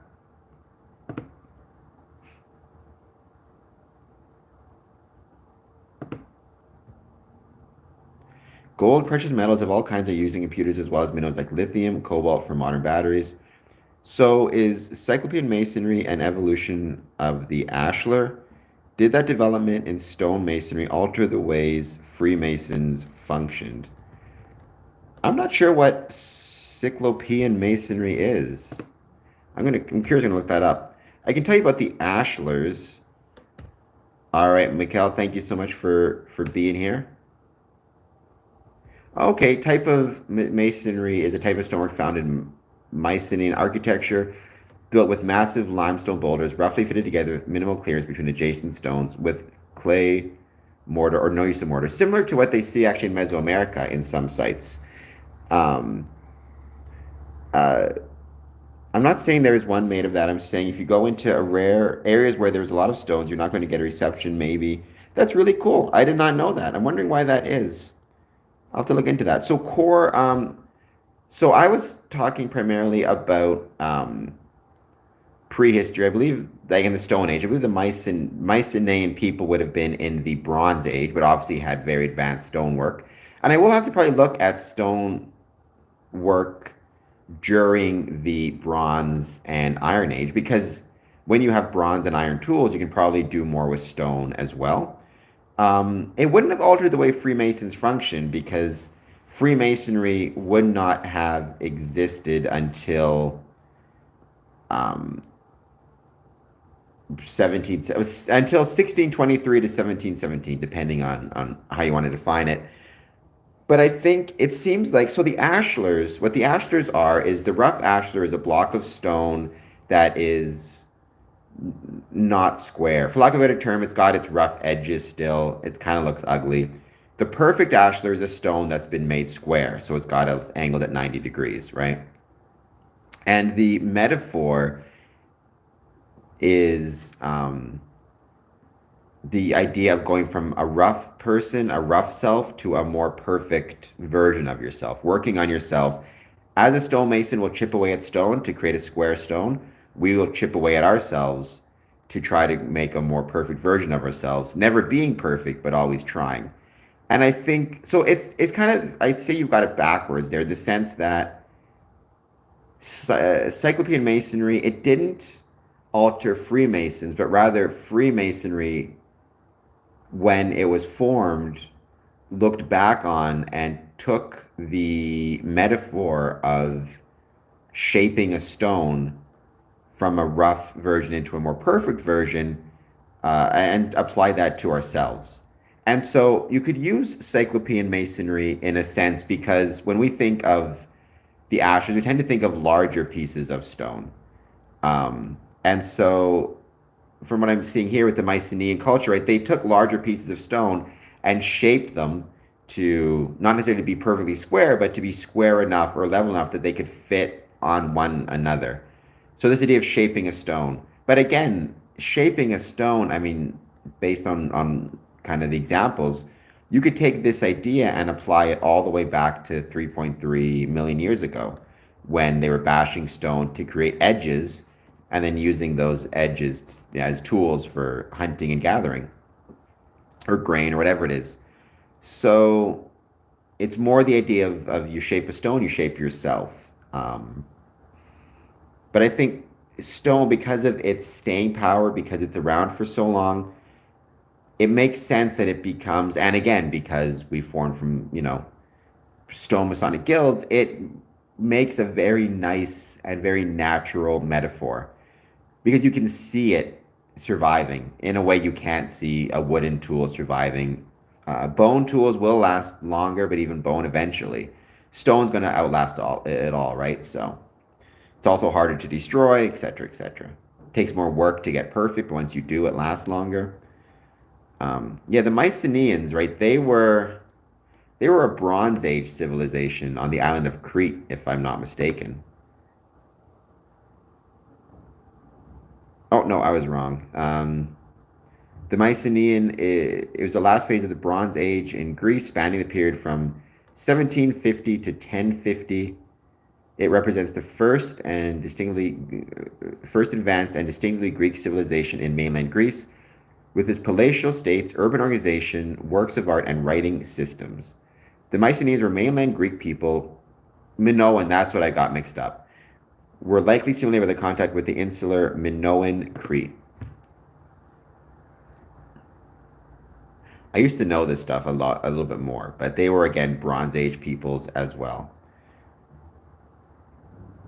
So, Michael, I'd be really curious to know more about I'm going to have to look into that.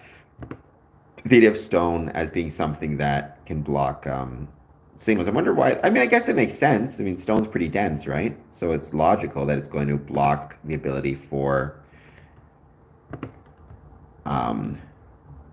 stone tools, or stone. It's going to block the ability for cell phones to have signals.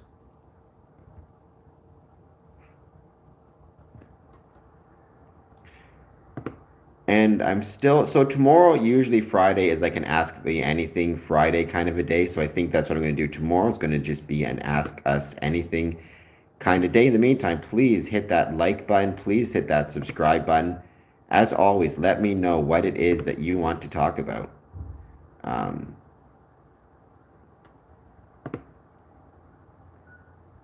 If anybody has anything coming up that they want to talk about, either related to Freemasonry or just in general, I'd be happy to hear about that as well. Don't forget, Saturday night, midnight, I've got a live stream. We're going to be watching Bug on Tubi. I'm looking forward to that. It's one of my favorite movies and a very prescient movie, I think, too. Also, if anybody like me enjoys the Jack Reacher books, they are coming with a new Jack Reacher series today, I think, season 3 of Reacher. So I'm really excited.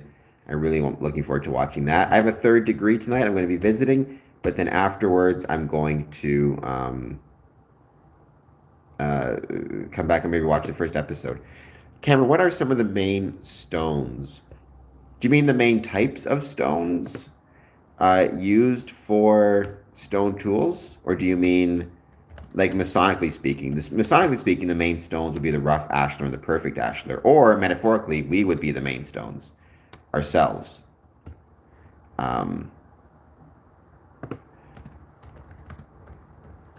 If you're talking about the main stones used for stone tools, I mean, it was primarily flint, right? Obsidian, the volcanic stone, flint, obsidian, basalt, sandstone. The Loquami tools, which are the 3.3 million year tools, were, let me just double check to make sure I got this right. I believe flint, but I want to double check. Hello and God bless everyone from West Kentucky. Hey, Bong, James, how's it going? Good to see ya.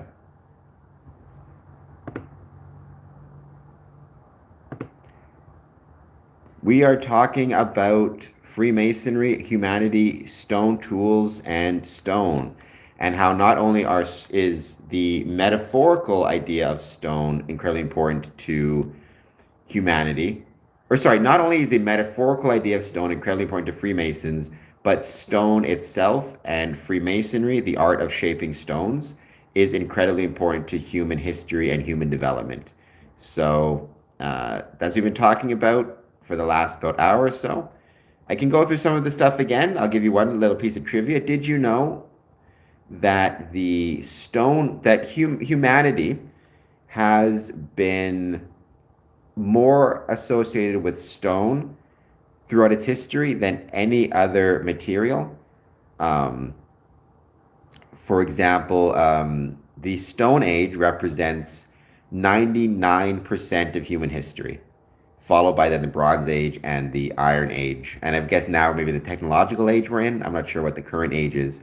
So 99% of human history, humanity, has been most closely associated with stones, both in terms of technological feats, stone tool creation, and the necessity of those stone tools in pushing forward our evolution through advanced diets, being able to get more meat and marrow from animals, as well as eventually using the stone for other purposes, such as creating clothing.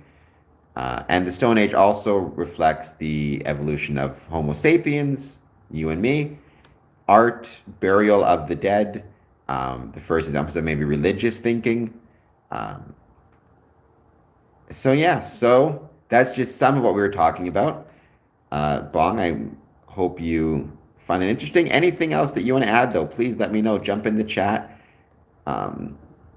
We're talking even a really fascinating little piece of history, and I think it's fascinating, is for the longest time, the understanding was the oldest stone tools dated to 2.6 million years with Homo habilis. But in 2011, if I recall correctly, archaeologists taking a wrong turn discovered new stone tools, or I guess very old stone tools dating to 3.3 million years in Kenya, thus pushing back the creation of stone tools and otherwise maybe pushing back stone masonry to a period that predates humanity and to a period that would be Australopithecus afarensis, otherwise known as Lucy.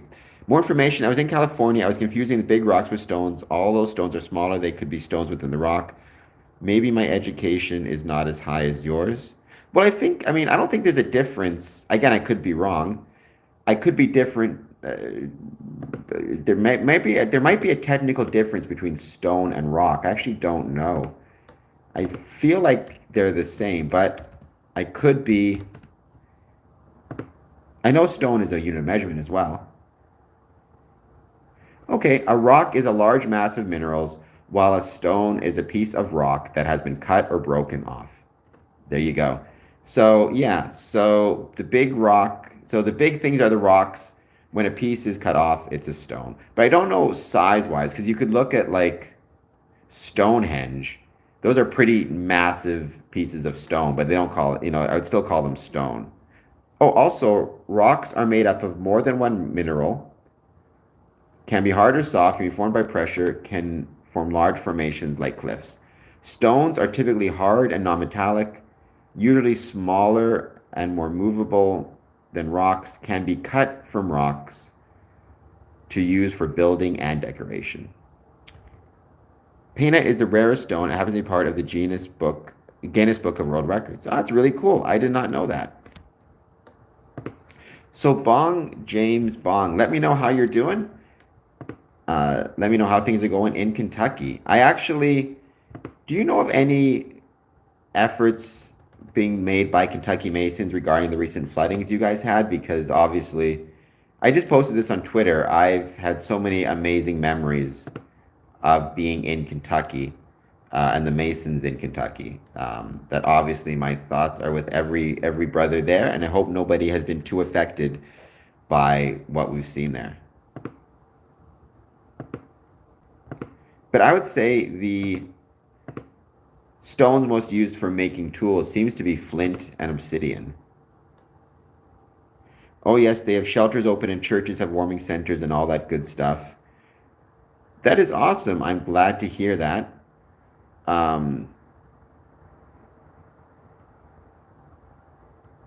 What about, is there any Masonic efforts in particular that you know of? Like, for example, is there a place to send donations for benevolence to maybe the Grand Lodge of Kentucky?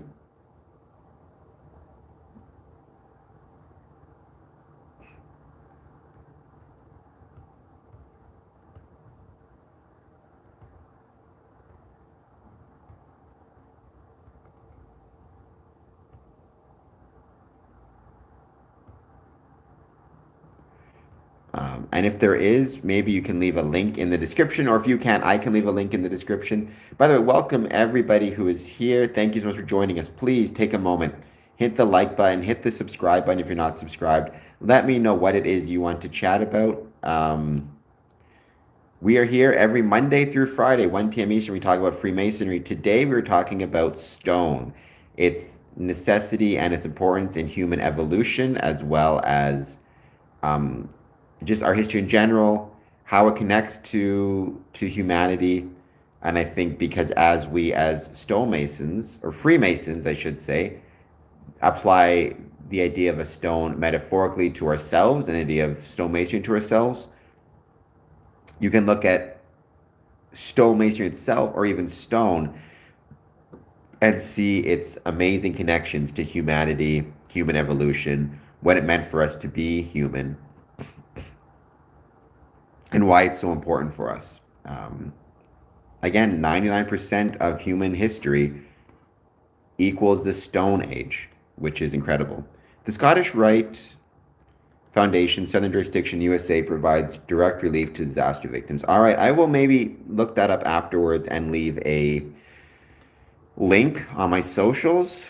The Southern Jurisdiction, Scottish Rite Foundation, USA, because hopefully maybe we can get some lodges here to support. I know I talked about the support that Los Angeles and California Masons were providing during the Los Angeles fires.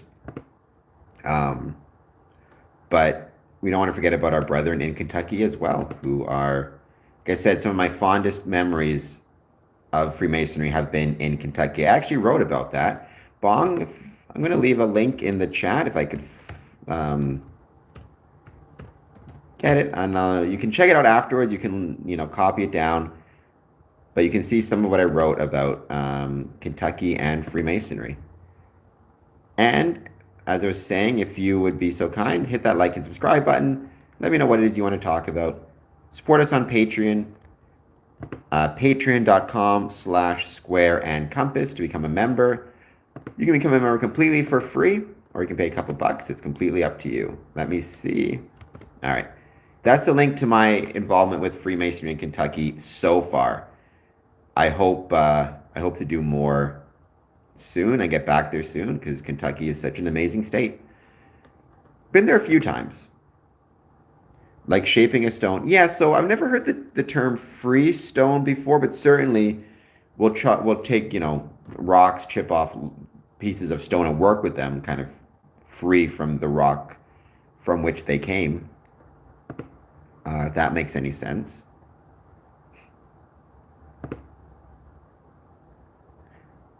All right, this has been a very good time. I have to, as is often the case, when I do these, because I've been following my own advice and drinking lots of water, now I have to run to the washroom. So I will be back in a moment. Oh, sorry, Core.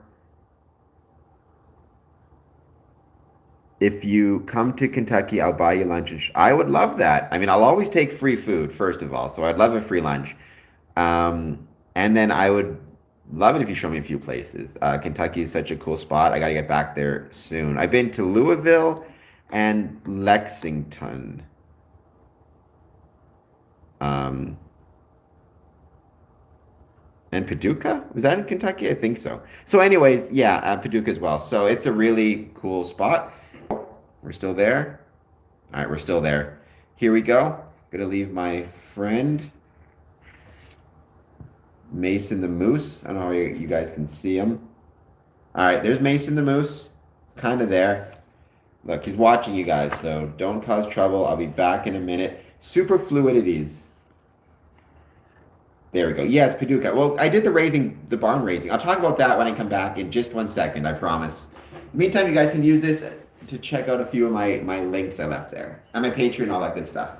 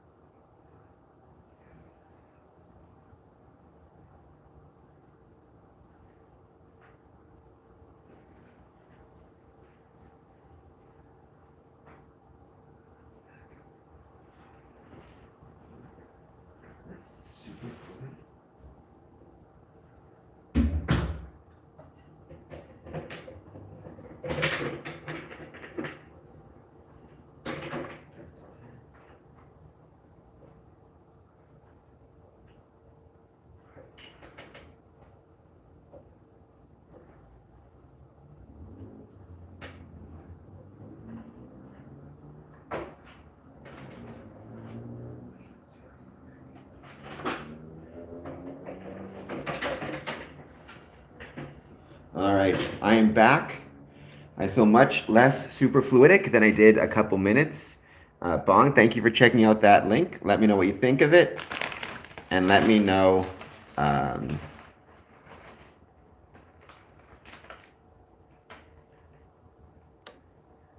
what it is that you guys want to talk about.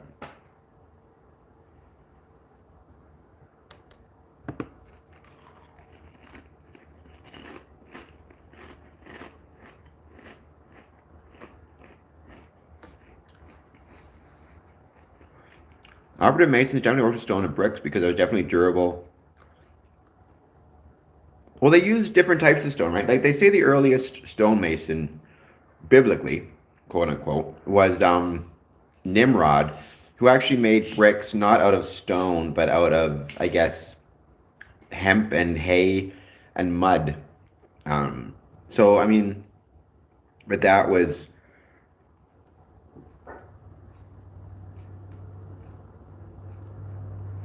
making stones out of brick, or sorry, that was making brick out of something other than stones. But stonemasonry, again, I take the definition of stonemasonry as the shaping of rock or stone. You know, to me, that predates, um, I think that predates like bricks or even structures. The shaping of stone, that's again, that's the process of knapping, Knapping, which is, I guess, the earliest example of stonemasonry. It's the idea of creating flints and edges by bashing one stone against another.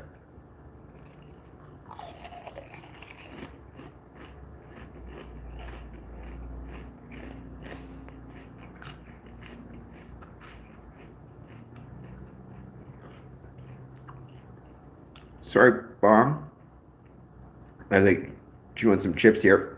I think I might have to disagree with you a little bit. I don't know. So to me, well, I guess I need to know more what you mean when you say, oh, okay, I get what you're saying there. Okay, the earliest in recorded history we have is Egypt in, right. So that is what we would call history, right? Prehistory, I think the earliest goes back 3.3 million years ago. But again, that's not recorded. That's just something we have based on archaeological discoveries. But in terms of the actual act and process and shaping it, yeah, that is not in prehistory, but that's in history with Egypt. I get what you're saying. Took me a second there, but you're absolutely right. And I mean, and during, I mean, Egypt was one example. Certainly by the time you had ancient Rome and Greece, you had actually really impressive treaties um, of how to build stones, and engineers were not how to build stones, how to shape stones, how to use stones in archaeological designs. Pliny the Elder, I think, wrote a lot about it. Um, but yeah, no, you're absolutely right. Egypt is the first example, to my knowledge as well, of recorded history um, of shaping stones. Though maybe actually, could you argue the Hittites? I'm not sure. I think if I recall correctly, Egypt. Are stonemasons and Freemasons free and accepted? So, good question. No, but they are. They're not the same. They are related to each other. Stonemasonry came first. Depending how you want to define it, you can define stonemasonry as going all the way back. I said millions of years. If you define stonemasonry as the shaping of stone, um, but stonemasonry came first. Stonemasonry was eventually stonemasons formed themselves into groups, which would be called guilds, which were basically trade unions. These unions were designed to train people in the art of stonemasonry, as well as protect work secrets and make sure that the people going out to works were treated fairly. And eventually, so it's basically a professional organization that eventually non-masons, what would be called free or speculative masons, such as myself, began to join because we wanted to be part of a social group and receive social support, especially in a time, decades before, centuries before there was any type of social safety net. You kind of needed to have a group and a family around you. And so they joined these guilds, and eventually you had professional and non-professional members, or stonemasons and Freemasons, and eventually the Freemasons began to so outnumber the stonemasons that we kind of formed our own lodges of exclusively non-professional or Freemasons. Um, and we're not the only group to have done it. I mean, the gardeners, horticulturalists, arborists did it as well, the free gardeners, but ours was the one group that seems to have lasted the longest that had this approach. And I think it may have to do with the importance of stone, at least metaphorically, as well as literally, in human development and human evolution. Bong, James Bong, be right back. No worries at all. We're just happy to have you join. And we'll wait for you to come back.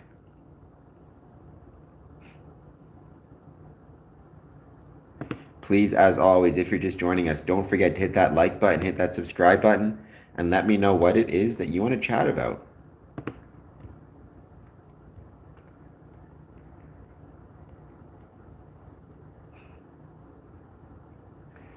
The guilds, Masons eventually became accepted.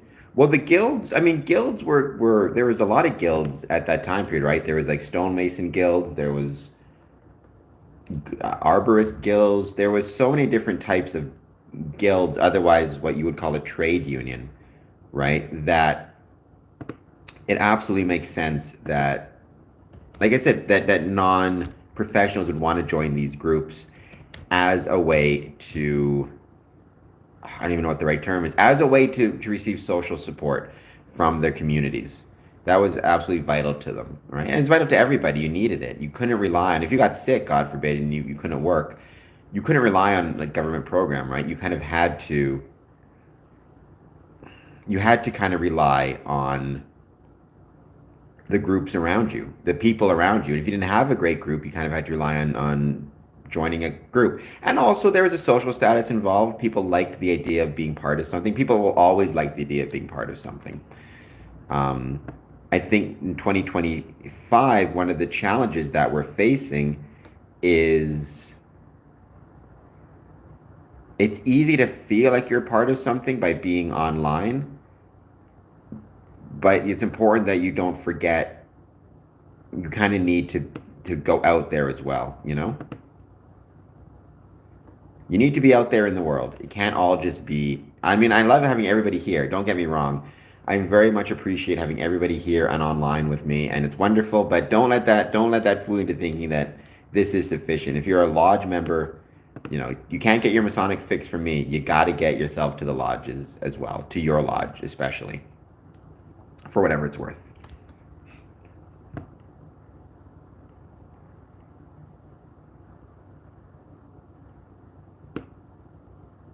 What I might do is share this link with a few more people, see if we can get anybody else to jump on for a minute or two.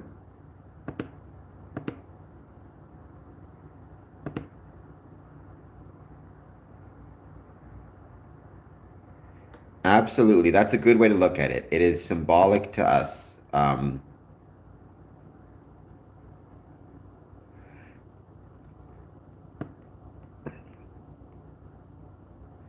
Hi, Altitude Investing. Hello, how's it going?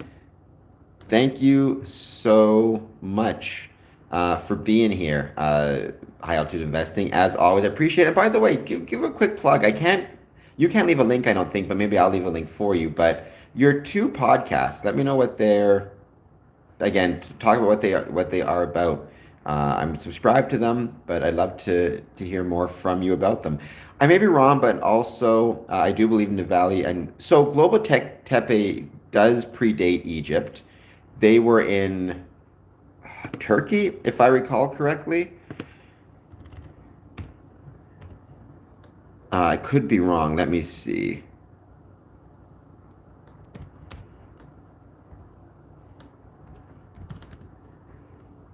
Yeah, it was in Turkey, or it is in Turkey, I should say. It's still there. It's Neolithic, so it's actually Stone Age, whereas Egypt is Bronze Age. But I think the key thing that Bong was getting at is it's the recording of it. I don't think there's anything like written down or recorded as to how Global Teke was, or Gobek. I'm gonna call it Global Teke Tepe because I always get it wrong. Like I think Egypt was the first one that actually had records of kind of how they did it, and how they shaped stones. I think before that, because before that you'd still be in prehistory, which is before they had written records. So we're kind of just relying almost completely on an architectural findings. To my knowledge, I could be wrong, but you're right, it is older. I mean, the very first structures I think are found in Turkey. The oldest stone structures. Now we're kind of moving past just the Stone Age shaping of stone tools into actually stone structures. But I do believe the oldest are actually Göbekli. I think because the Turkey, that region was where humanity, as the Neolithic age ended and the Bronze Age began, actually actually became more sedentary, began to have agriculture, began to farm, which allowed for things like um, specialization of skills and abilities such as stonemasonry. High altitude investing is about crypto investing. Wisdom in Christ is sharing about the gospel, and I do some videos about masonry also. You got three. I did not know that. I thought you just had two channels. Very, very cool.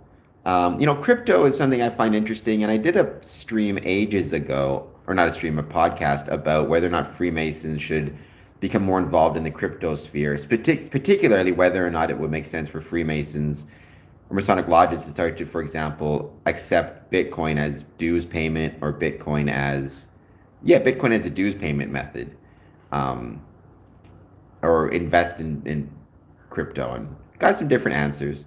It looks like with Global Tech A, there were decorations, clothing, sculpture reliefs of wild animals, rare insights into prehistoric religion, but doesn't look like there was any writing. Yeah, but it was the location where you had the advent of agriculture, the start of that, which again moved us from the was from the Neolithic into the Bronze Age. Oh my, well, the stones, I mean, millions of years old, but do you mean the stones when they were actually first used for the purposes of building items? I think 3000 BC, so 5000 years, I think, are the oldest pyramids, if I recall correctly. Um, Something to that extent.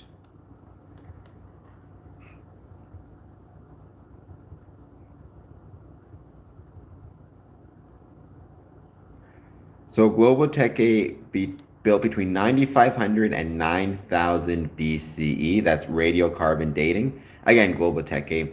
I believe, again, if I'm not mistaken, the earliest pyramids in Egypt date to about 3000 BC, 3500. So that'd be about 5000 years ago. Whereas Global Tech would be about 9000 years ago.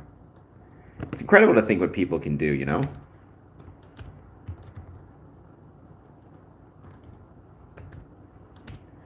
I think it's um, I think it's pretty incredible what human beings are capable of. And I think one thing that does kind of bug me sometimes, I think I've talked about this before, is I think sometimes we're too, um,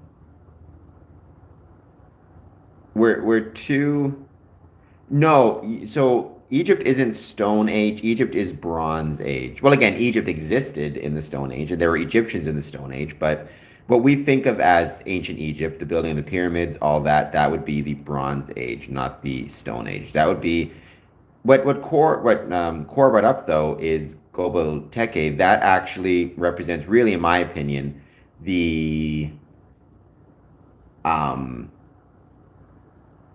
the I kind of think of it now. The bridge from the Neolithic period to the Bronze Age, that bridge primarily being agricultural development, which meant people had to settle, which meant as part of the settling, people had to build solid structures, stone structures, and then, the rest is history. Oh, I did not know that. Nivali Kori in Turkey. I did not know about Nivali Kori, but again, it doesn't surprise me that it's Turkey because again, that was kind of where you had that foundation, where you had that first example of the switch from hunter-gatherer to agriculture. I'm just curious. I'm going to look it up, see what it says. Yeah, again, early Neolithic site. The oldest domesticated wheat was found there. Well, I think they came from just Egypt, right? I mean, again, going back, humans first evolved in Africa and then spread around the rest of the world. So, but I don't think they came from this. Kind of would have came from where some of the earliest humans came from. So it was examined 1983 to 1991. Again, Nivali Kori could be placed in the local relative chronology of the basis of its flint tools, flint being the type of stone most commonly used for stone tools, most commonly used by our ancient stonemason brothers. We got an interesting battle here right now between Kor and Bong. Which one is older?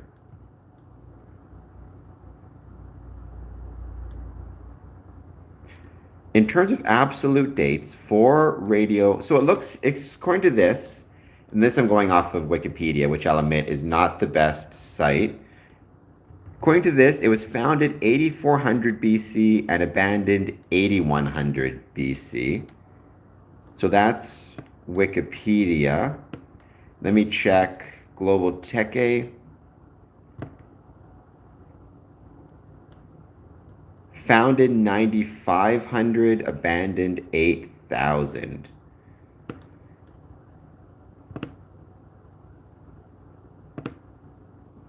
Looks like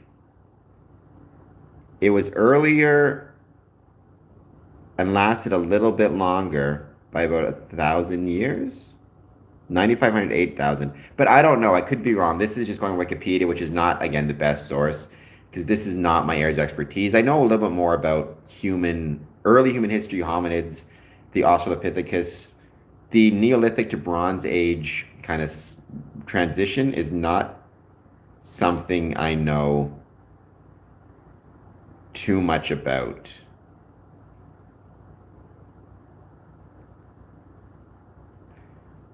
And back from the film, you want to try finding, if you want to throw in some facts about Denmark, by all means, I would always love to learn more about it. Well, though this, it seems like this is a really interesting discussion. So maybe for next week, I have a few different topics I've got from a few different people, but maybe next week, one of the things I'll look at actually is talking about Global Teke and Navali Core, what's it called? Yeah, Navali, because again, one thing I know about that is it's, to my knowledge, the first example of actually permanent stone structures being built. Again, which makes sense because it was at that time that you had the switch over to agriculture from the more hunter-gatherer position, which meant that people needed structures to stay in. They couldn't just rely on, tents and teepees and things that would put up and taken down. They actually needed things to survive for a long period of time. So there's a lot of interesting stonework in those areas. So, and that's also Turkey's, that's where you find Troy, of, Helen of Troy and all that stuff. So maybe, though much later, much, much later, but maybe that's worth exploring. So thank you to both Core and thank you to Core and Bong for giving me that idea. It's definitely worth checking out, I think. Just trying to get my camera reset. And welcome, if you're just joining us, please hit that like button, please hit that subscribe button, and let me know what it is that you want to talk about. And if you can, check out all of our different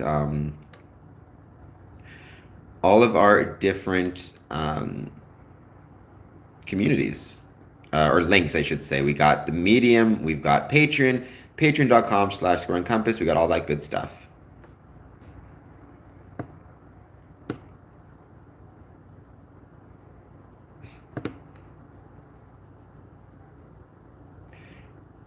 Tomorrow is going to be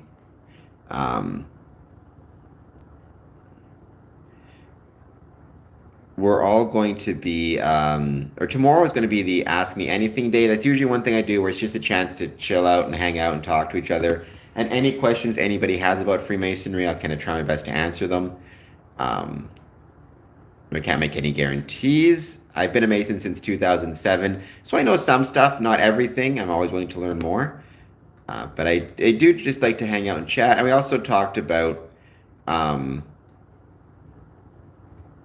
was I saying? Talk about what we have coming up the next week, including some podcast interviews I've done with some brothers and some friends. So yeah, so that is the plan for tomorrow. It's all said with love and as it should be, right? As it should be on these streams. That's kind of what we want. Hey guys, saw you talking about Troy and Global Tech Bay. Yeah, so, CD, driving but listening, thank you so much. Well, CD, we just appreciate you being here and listening, and it's nice to know that you're there, as always. It's always good to be able to disagree with somebody. but do so respectfully. That is something that unfortunately seems to be sometimes lost. Peter Kuzmov, yeah. So, well, what we were talking about, Peter, um, is actually Freemasonry. No, sorry, not Freemason.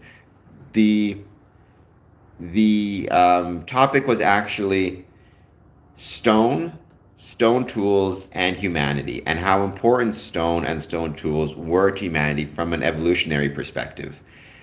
Um, Starting, 3.3 million years ago to approximately 3,000, or sorry, 3,000 BC with the Bronze Age, right? And what stone tools meant to people, for the obvious reason that we as Freemasons use stone tools to examine our morality and as metaphors for building ourselves. And stone iconography and stone symbolism are so important to the craft. Stone has been incredibly important to humanity's survival and development. In fact, just to give you one little tidbit, Peter, the Stone Age represents 99% of human history and humanity's history. So humans, including our evolutionary ancestors, have been more connected to stone than any other material in the world. More so than iron, more so than bronze, more so than technology. Um, we have been connected to stone through the Stone Age. I thought that was really cool. And then, as somebody pointed out, I think it might have been CD, and if it's not, I forget who pointed it out to me earlier in the chat, so forgive me. You could argue stone is still vitally important to us nowadays because, from a technology perspective, what are the materials in our computers? They're materials derived from stone: gold, silver, tin, copper, right? These are metals, but they're derived from minerals. So you could argue there's connections there, though not quite the same thing as stone per se. But yeah, just an interesting little piece of fact. Um, but then we started talking from there. As you know, the approximately 10,000 years ago, 10,000, all found in rock. Yeah, as Bong says, we had the switch over from the Neolithic, which was the last period of the Stone Age, to the Bronze Age. In between that, you had permanent settlements setting down for the first time, primarily in Turkey and around the Mediterranean, where they began the agriculture revolution. Part of agriculture is you need a permanent place to stay. So they started to build permanent housing out of stone. And so you see the earliest stone structures, permanent stone structures there. During that time, we're working gold here and have some industry and trade. Very cool.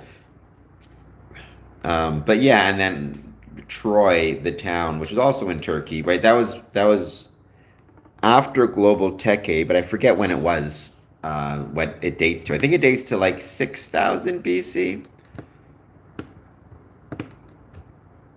Let's see. It was the Mycenaean culture, right? It was a Mycenaean.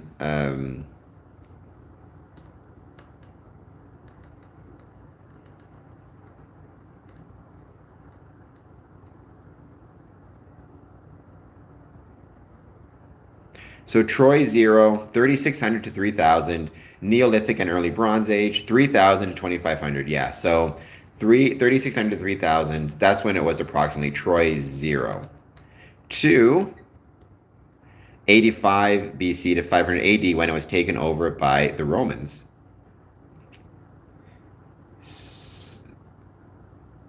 Yes, Bong, you missed it. We were talking about that earlier. So, my suspicion is that was made by Australopithecus afarensis, otherwise known as Lucy, the Lomekwi site in Kenya.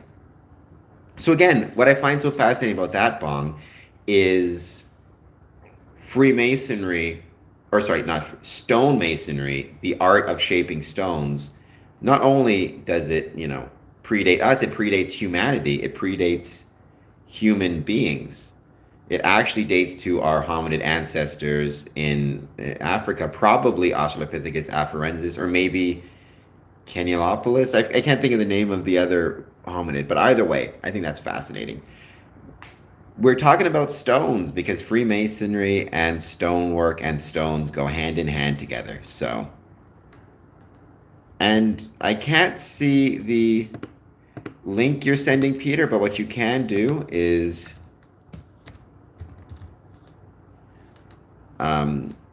maybe send me an email through.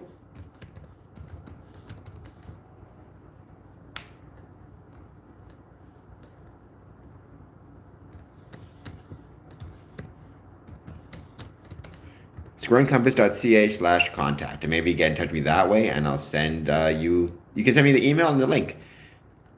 Totally agree, we have a short yet fascinating history. We do. I mean, it's funny when you think about our history. In some ways, it's really, really long. I mean, when did when did Homo sapien first show up, right? It was what, 70,000 years ago? So on the one hand, I think you could probably say Homo sapiens have been around for approximately 200,000 years.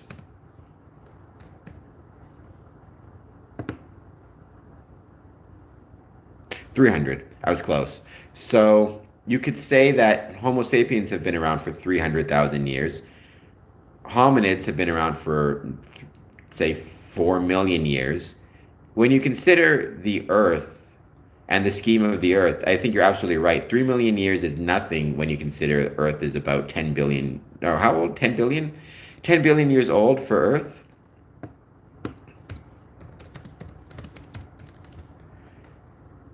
4.5, I was wrong. Earth is 4.5 billion years old. Hominids have been around for about 3.5 million years. The universe has been around for 14 billion years. So it really is nothing. It's nothing compared to other animals as well. True. I mean, some animals are more recent, some are later, right? But it's been a pretty incredible, what we managed to accomplish has been pretty incredible, which is why I'm hoping we don't do anything stupid and blow ourselves up, because we could still accomplish a lot more incredible things. So, well, I mean, yeah, that's true. Certainly in terms of like dinosaurs and all that, they were around for a lot longer than a few measly 300,000 years, right? So you're not wrong about that. And then the question is, to what extent are there other animals that might be coming down the pipe on Earth?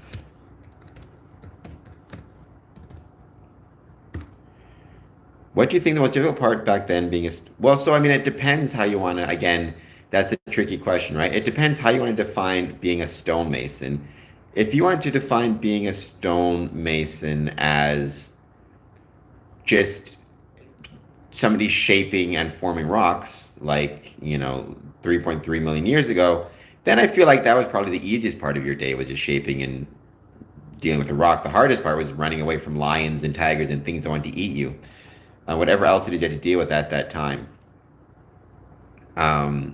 Whereas I think as you get old, I mean, it's going to be everything in terms of the lifting the stones, the manual. You don't have machines to do any cutting. You have to do everything by hand, right? You think about how exhausting that must be.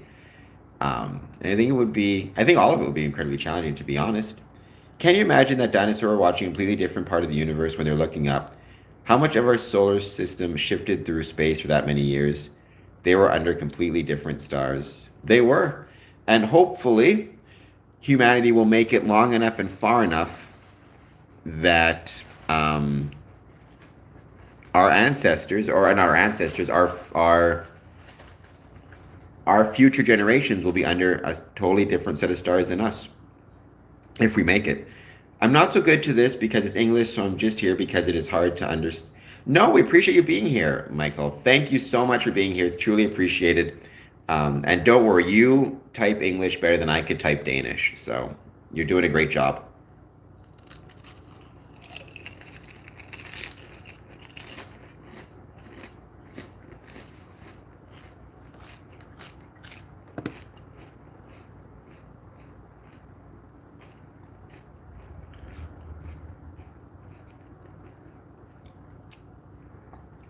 And please, to everybody watching this, please don't forget, hit that like and subscribe button. And also, they're going to make no sense of our star maps and constellations that will be Belt of Orion. If is that. It's funny because a few years ago, first time I left one of my jobs,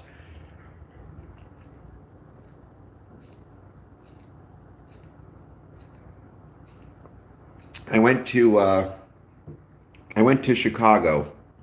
Well, actually, Glenview, my favorite place in the world. Went to Glenview for about 3 weeks, and at the time I was doing a lot of stand-up comedy, um, and so I would travel to do what I would do is I would take the train from Glenview, which is north of Chicago, like a suburb north of Chicago. Take the train from Glenview into Chicago, do a stand-up set at an open mic night, and then take the train back from Chicago to Glenview. And because open mics are usually late, I would, get back around whatever. I would take the last train, usually the Metro Milwaukee District North. Bong James, if that brings any bells. I take it to Glenview. I'd usually get to Glenview the Glenview station around 1 in the morning, and then I'd wheel from the train station back to where I was staying, which was a Motel 6. So I'd head down Glenview Road usually. And other times I would take Lake Avenue because there used to be a place called Laughing Chameleon in Glenview, which had open mics.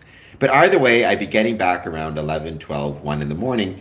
I'd wheel back, and I would always look, and I remember seeing it on my right-hand side up in the sky, because this was in January, February, you would see the constellation Orion. And so you mentioned, or was it Peter Kuzma mentioned the Belt of Orion. Whenever I think of the Belt of Orion, I think of an old friend, because even today when I see it, I think of the 3 weeks when every time I'd be wheeling back to my place, my hotel, it'd be in the sky kind of looking over me. So I kind of start to view Orion and the Belt of Orion as an old friend. But I love Chicago. I absolutely adore it. It's one of the greatest places in the world, I think. Mikkel, can you say animal like cow is ko in Denmark? So K-O is cow? Cool. I live next to the metro tracks. LOL is a huge part of my life in Villa Park, western sub of Chicago. Okay, so I don't know the metro. Which metro would go? Because I would always take the Milwaukee District North from Union Station to Glenview. I can't think if I've ever been to Villa Park.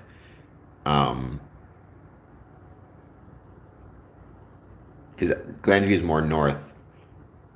But no, I adore Chicago. I think one thing that always bugs me is when people talk shit about Glenview, or sorry, talk shit about Chicago.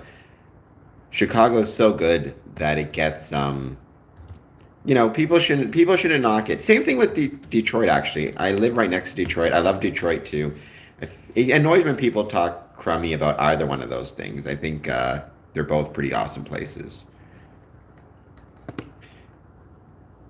Union Pacific West. Okay. Actually, what I'll do, Bong, I'll leave you another link. All I'm doing lately is sending you links. I write about my Masonic experiences in Chicago and Glenview. I used to go to the whenever I visit Chicago, I always make it to either the Jefferson Park Masonic Temple on Gale Street or the Glenview Masonic Temple. And so I kind of consider Illinois, Chicago / Glenview a second home. So if you get the chance and you're interested, you can Control V. Check out that link where I talk about Chicago, Glenview, why I love it. I even actually took some videos. Maybe I'll share that. Courtney Cameron, we know that stonemason still exists today, but do you think Jesus could possibly have been a stonemason rather than an architect? Well, he was a carpenter, right? As is pointed out. He was a carpenter, so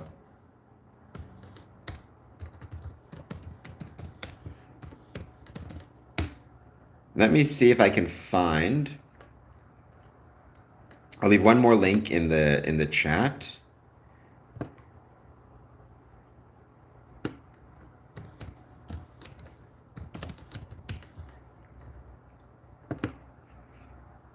see if I can find it now. I've said before, because what I would always do is I would always end up taking I screenshot the link, I'll check it out after. Thank you so much. I always end up, like, I get to, whenever I go to Chicago, usually I'll take the bus or the train. But when I would take the bus, what I would do is I would take the, like, I take the 11:30 p.m. bus, and it would arrive in Chicago bus station usually around 5:30 in the morning if it's on time. 5 to 5:30 in the morning. And I would usually spend the first few hours actually just wheeling around the loop. I would always go to the 7-Elevens to grab coffee because they have better coffee at 7-Eleven in the States than they do here. Or my favorite coffee, the Dunkin' Donuts. And so I would always kind of spend all my time wheeling around the loop. I would check out the Bean, Cloudgate Plaza, check out the architecture, check out the Nederlander Theater because it had the Masonics or compasses on it. Check out the amazing architecture. Not stonemason, or do you mean God was a stonemason? I think, Corny, I'm not sure what that means. I think Nimrod was supposedly a stonemason, the first stonemason. Anyways, and I used to take videos of the loop waking up because I've always said the beautiful thing about Chicago is, like, the thing I love about Chicago is it feels like it just wakes up. Like, I was in New York once and it was crowded all the time. Even at like 2 in the morning, it was crazy crowded.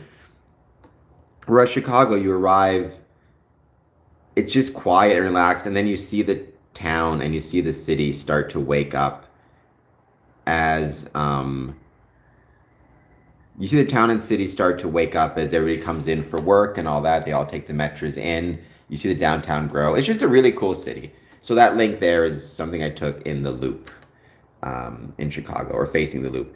I did not. Joseph from the Bible was a stonemason. I did not know that. It's very interesting. Very cool. Like I said, I'm actually, speaking of the Bible, one thing I'm trying to do is I'm trying my best to get a scholar on the podcast to talk about Solomon, King Solomon being a very important part of Freemasonry and Masonic symbolism, and obviously is also a very important part of the Bible. So I could get a historian on. I may look at that as well, but I think there's some interesting biblical connections between Freemasonry. There's some interesting biblical connections about King Solomon, as well as Masonic connections about King Solomon. And so I was hoping to get a biblical scholar on to talk about both of those things. So just pay attention. The best suggestion I can give is try to make sure when you can that you follow Square and Compass on all of our different sites.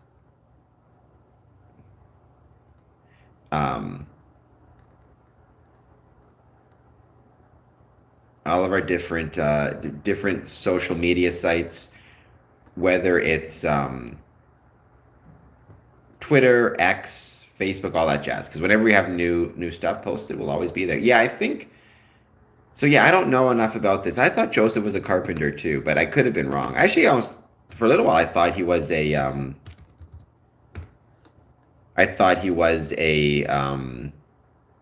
shepherd.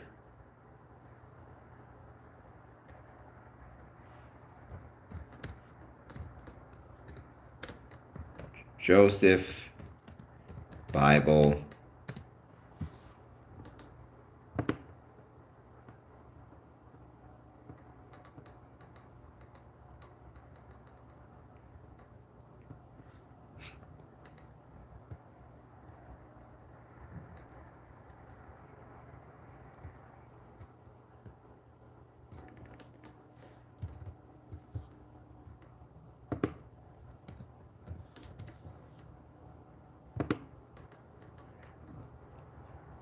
Historically, there's no evidence linking Freemasonry directly to the construction of Solomon's Temple. Instead, Freemasonry roots traced back. Well, but so there's the No, I mean I agree with you, Bong. But there's two. How do I put this? Like there's the so Freemasonry again. It depending on when you want to place its origins. For me, because it's simple, I place it to 20 G's. I place the origins of Freemasonry to 1717 with the foundation of the United Grand Lodge of England because it's simple and easy, right? You could push it back to 1623 when the first speculative Masons joined Rose Hill Chapel, if I recall correctly, the Masonic Guild there. Um, and so basically everything that developed in Freemasonry, dates from that point forward. So it's not as though there were Freemasons, at the building of King Solomon's Temple. There were no Freemasons building the pyramids or anything like that. But the amazing and cool thing is, for a lot of different reasons, I've talked about some of them on these streams, the creators of our Masonic ritual and Masonic symbolism, our Masonic writers, I would include, Preston and Webb in there. I would include Albert Pike in there, took some of these ideas and lessons from ancient history of stonemasonry and examples of stonemasonry, examples of famous temples, famous objects that were built of stone, and applied them to our teachings and to our ritual. So to me, I think even though the Freemasons weren't literally there, there's a metaphorical or allegorical connection between the temple and Freemasonry that's worth exploring. And even if nothing else, just to know more about the man. Because to be honest, I know very little about the man. Like, who was Solomon, right? I know the stories, I know the basic stories, I know the wisdom, and I've heard, but to have a better understanding of who he is, I think would help better inform our understanding of Masonic ritual, or at least would help me better understand my understanding of Masonic ritual. So yeah, so I gotta talk about this as well, Bong, in on Medium, when I have my article called "The First Stonemason," where I talk about stonemasonry traces its literal origins to the guilds of Europe, but we trace our figurative origins to Egypt, then even more so to King Solomon, and you can go even further back and further back and further back to 3.3 million years ago. I called it the first stonemason.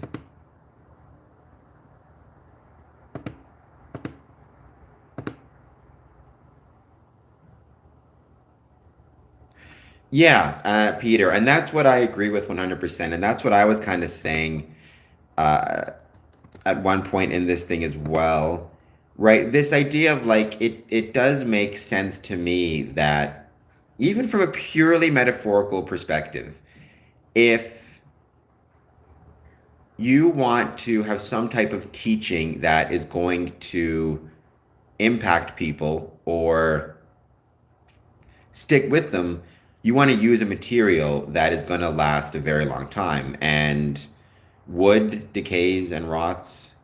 Not that wood isn't amazing, but it decays and rots over time. You know, mud and brick, or like bricks made out of mud or hay. Even the human body decays over time, right? You could say maybe our bones don't, but that's kind of bones is kind of a um, gross analogy maybe to use. Stone is something that lasts forever, and so the teachings metaphorically, if you're teaching from stone, then as a consequence, you're able to link those teachings to an idea of timelessness, an idea of being forever, an idea of strength, an idea of stability. There's a reason why stone arches last longer than anything else, right? If we had to reinvent that now, what should we use instead of stone? I'm not sure if we should use anything instead of stone. I would say just stick to stone. I think like we're saying, what other thing invokes this sense of timelessness, of stability, of strength, of being hard but yet still being able to be shaped? and what that means. Um, like I think stone works, and then obviously there's a more practical reason that we used stone for our teachings because we derived, as Bong pointed out, we derived as or derived from Masonic guilds, so stonemason guilds. So of course, as part of that, we are going to, use stone in our teachings. So it helps, it works metaphorically, it works literally. It's a combo of esoteric, massive, and speculative masonry, I suppose. Mikhail Thompson, or in the live stream, yes, absolutely. I will try to take a look at it, I promise. I love learning more about Denmark, so it's a chance to learn more and see what I can find. Maybe shoot me off a message as well through social media if you can with the link. Nicholas is on the chat. Hello, Courtney. I'm letting you know I'll not be on here for a while. Well, we're happy that you're on here right now, Nicholas, so it's good to have you here. Welcome, everybody. If you're just joining us, please hit that like button. Please hit that subscribe button. You can get in touch with me through... Hold on just one sec.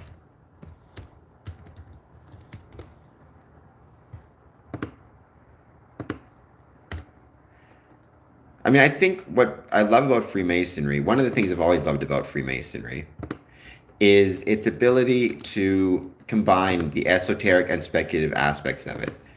It kind of jumps in and out of that line, but I enjoy it very much. So, and I think that's worth exploring. I think you have to be super careful with the esoteric, because with the esoteric you can take it really far, and it can get kind of into a category of woo, I call it, which I tend not to like. I think you tend to lose something. So long as you're being careful, though, and being disciplined in how you approach these things, I think there is a significant benefit when it comes to exploring some of these topics. But you have to be disciplined. So, Mikhail, that's my email, or sorry, that's my contact page. Go to that, hit the contact, and you'll be able to track us down and send me that link, and I will do my best to check it out. And thank you, everybody who's been joining us. Please take a moment, hit that like and subscribe button. Share this with some friends. Share this on social media. Let's see who else we can get joining. Bong, same here. It's very intriguing. I agree, and I love the intriguing nature of it. I think it makes it fun, It makes it fun.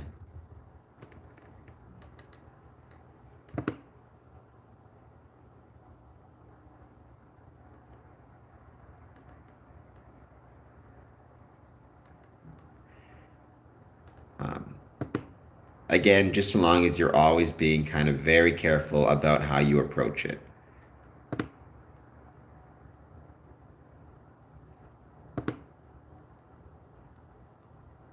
And I hope that everybody out there is doing well. As I said, tomorrow is going to be my Ask Us Anything kind of a day. So 1 p.m. Eastern. In the meantime, I got a lot of other fun things I'm looking forward to. I got a 3rd degree tonight for Great Western, which is going to be exciting. I'm looking forward to being there. I've also got some things this weekend. I've got a live stream at midnight, 12 p.m. So that's going to be a good time. 12 a.m. midnight on Saturday. We're going to be watching a movie called Bug, B-U-G. It's one of my favorite scary movies of all time, so I'm looking forward to that. Yeah, Peter, it's going to be fun. So I'm trying to do more stuff on my personal channel, not just focusing so much on Freemasonry. And in this case, what I want to focus on is doing movie watch-alongs. And so why not Bug? Just for fun, try something different, and do it midnight, because what better time to watch a scary movie than at midnight?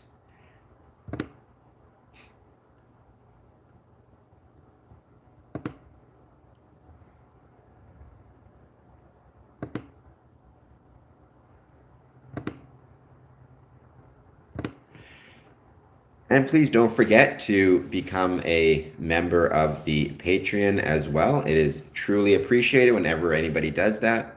You can become a member for free, or you can, pay money, different amounts per month. And for all those who are paying a monthly subscription, I will be getting in touch with you soon, sending you some stuff as a thank you for joining. Peter Kuzmov, I agree. It's going to be nice. Maybe I can share that link as well. I don't know if you guys follow me on my personal channel, but if you don't, Mashal Khan. Hello, Mashal. I hope that you are doing well. Thank you for jumping on the stream. Let me know how you're doing and what it is you want to talk about. We, on this stream, talk about Freemasonry, but there's so many different topics to cover when it comes to Freemasonry. Sometimes we'll have people who know a lot about it and have specific questions. There are some of those people in the chat who know a ton about it. And some people don't know anything about, don't know anything about Freemasonry, or even have negative views on Freemasonry and have more questions. And then same thing, I love to answer those as well. So Mashal Khan, thank you so much for being here. Please hit that like and subscribe button if you can.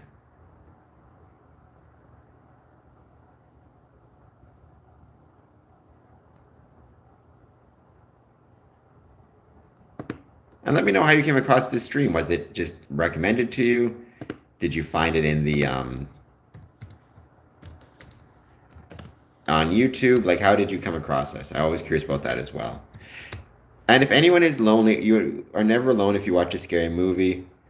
Well, if you watch a scary movie, yeah, you're never alone. You might end up with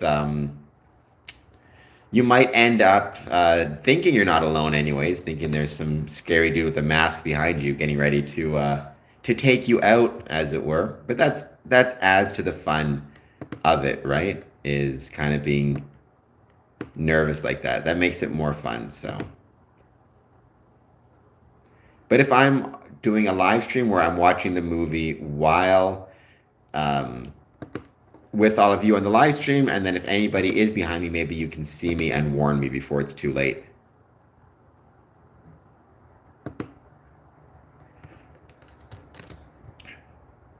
Oops. I'm just going to share the link, so if anybody wants to join me for my live stream tomorrow, sorry, my live stream Saturday night, midnight, 12 a.m., Saturday to Sunday.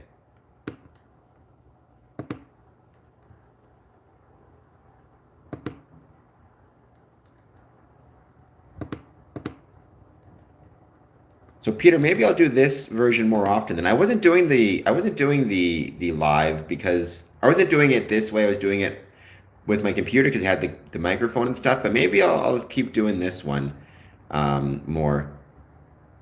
So Bong, we'll look out for you. Well, if you want to look out for me, then go to that link, subscribe to that channel, hit the notification. Join me midnight. It'll be fun. I need the help. I need people looking out for me because I could be in trouble. What happened to your nose? I don't know. I got like a weird, maybe it was a zit or something. I have no clue, but something that I scratched off and then it kind of scabbed over. So it's healing up, but it's still taking a little bit of time to heal, which is annoying. I'm here to talk about your head. Is it real or you designed it like an egg? What was that? Where's that coming from, Michelle? My head is perfectly normal. I mean, it's real. That's what I'll tell you. I didn't design it. It is a real head, at least to my knowledge. Though if I was built in a laboratory, maybe I wouldn't know. Maybe they'd set me up so I would not know that I was designed in a laboratory. At least that's what I would do if I was building robots. Hence Westworld, which, by the way, we've talked a ton about Westworld here. Or not really talked about it, but I had a whole article about Westworld and its Masonic symbolism, which was written by Peter Kuzman for me, or an interview I did with him, and he talked about Freemasonry and Westworld and the symbolism therein, which I really, really loved. So maybe I am a host. There are worse things to be. What is the most profound lesson or insight you've gained from Masonic symbolism or rituals, and how has it influenced your life outside of lodge? That's a question and a half. What is the most profound insight?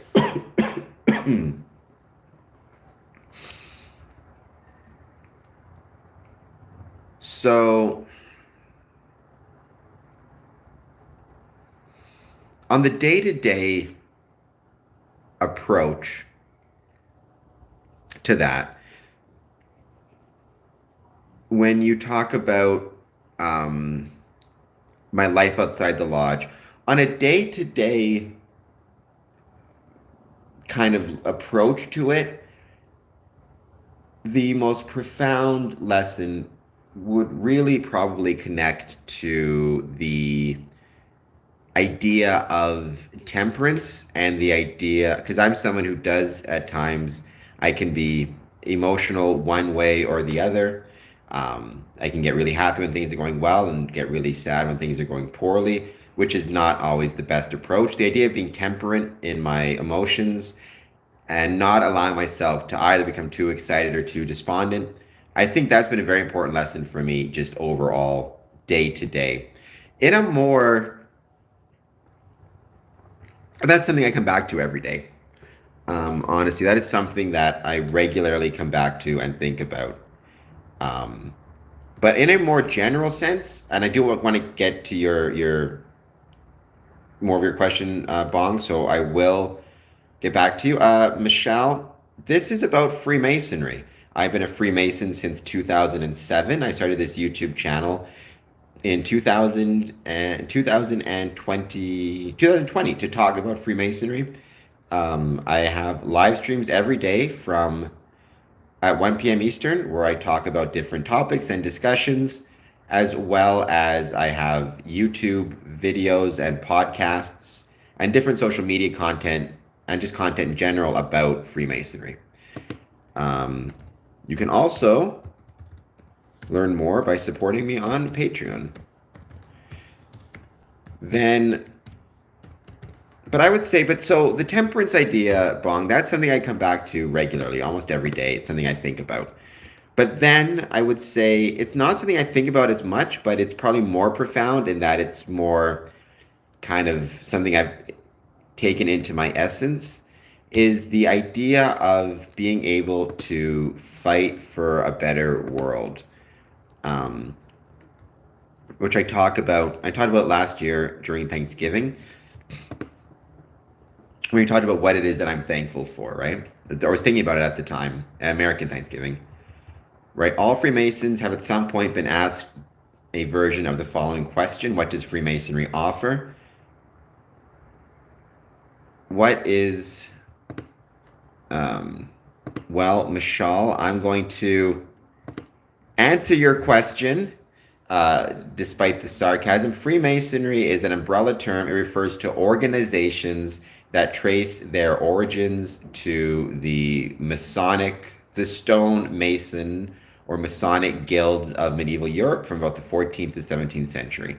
So the most common understanding of it would be ancient free and accepted Masons or free and accepted Masons, which are fraternities which date their origins again through the medieval stone guilds of Europe, through to United Grand Lodge of England.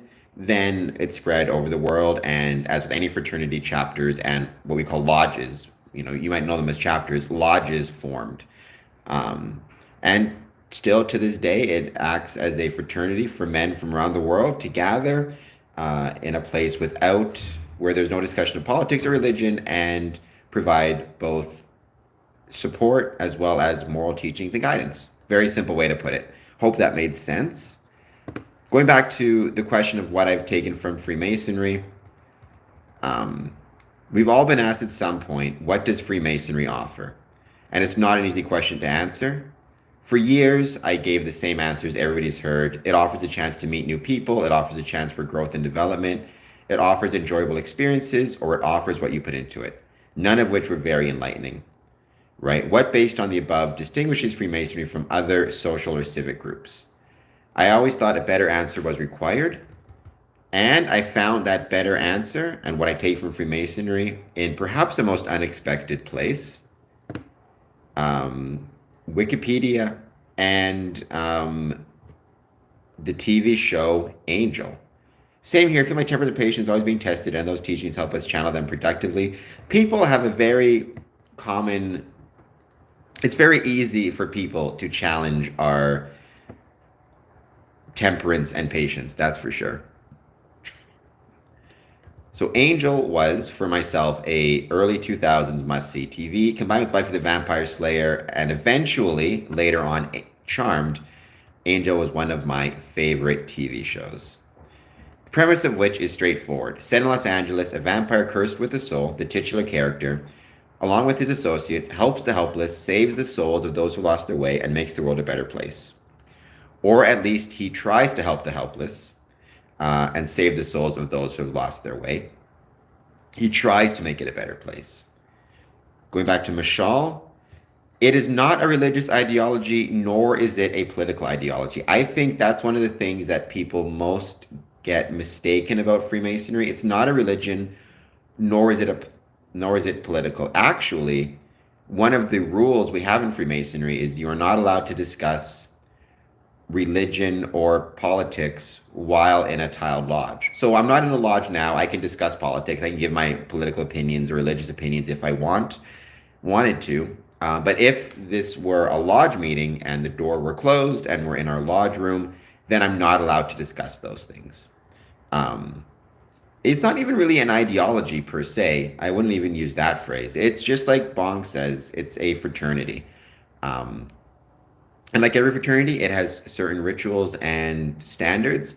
And the beauty of those things is it helps to form relationships through shared experiences.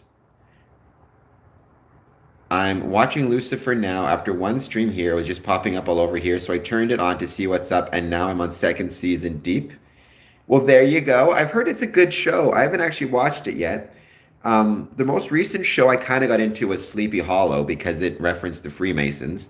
But I'm excited because today, Jack Reacher, the series has been released on Amazon Prime. So I'm definitely going to be checking that one out.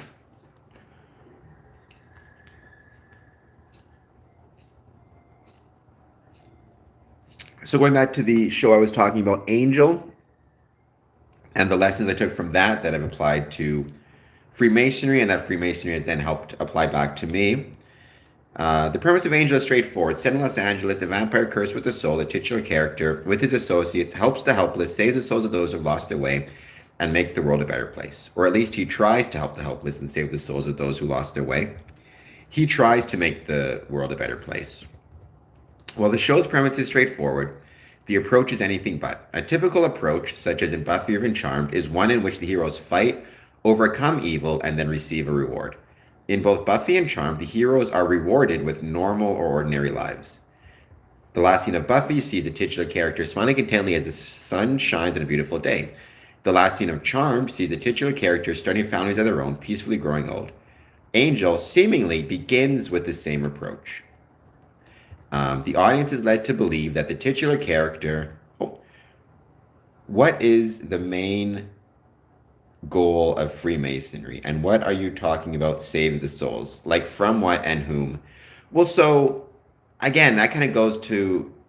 when people used to ask me what the main goal of Freemasonry is, I would always say the main goal is kind of what I provided above, right? The main goal is to meet new people, personal growth, have enjoyable experiences, things of that nature. But that never really sat well with me. So I was trying to think of a better answer. And the saving the souls thing, that comes from a TV show I really loved. The TV show was called Angel. And Angel was a TV show. The main character, that's what he would try to do. The whole point was he was trying to make the world a better place, help people. The joke he would always say is he's trying to save the souls of people he helps, that type of thing, right?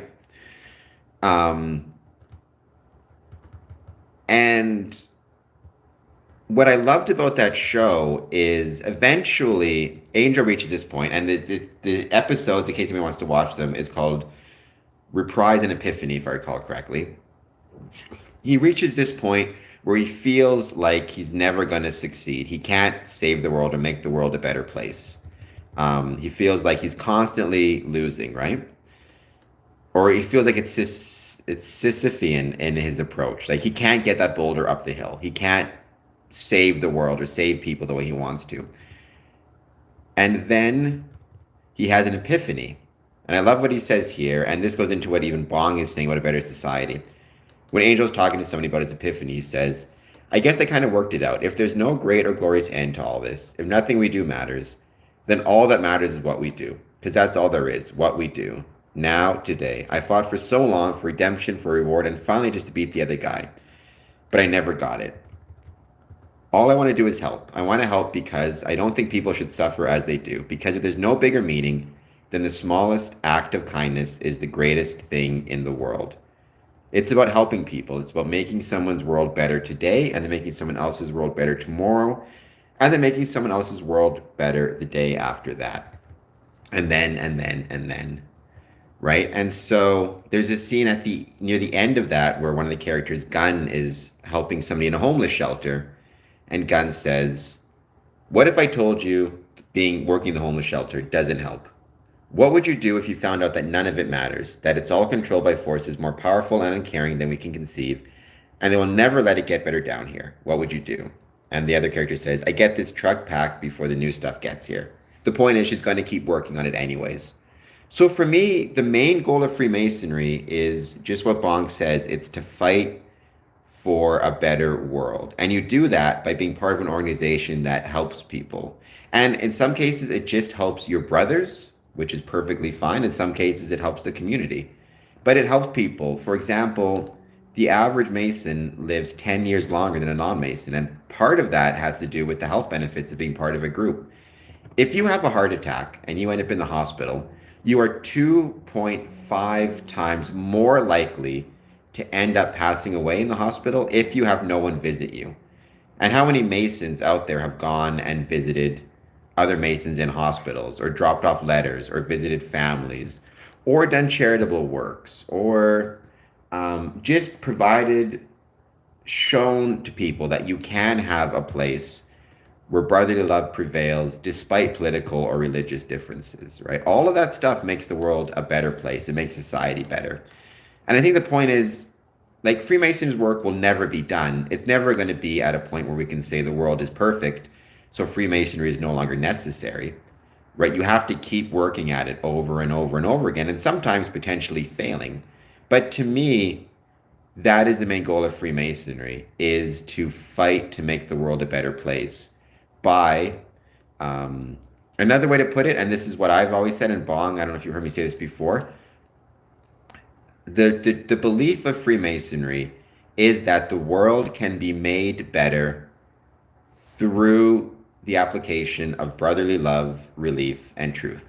So the main goal of Freemasonry is to make the world a better place through the application of brotherly love, relief, and truth.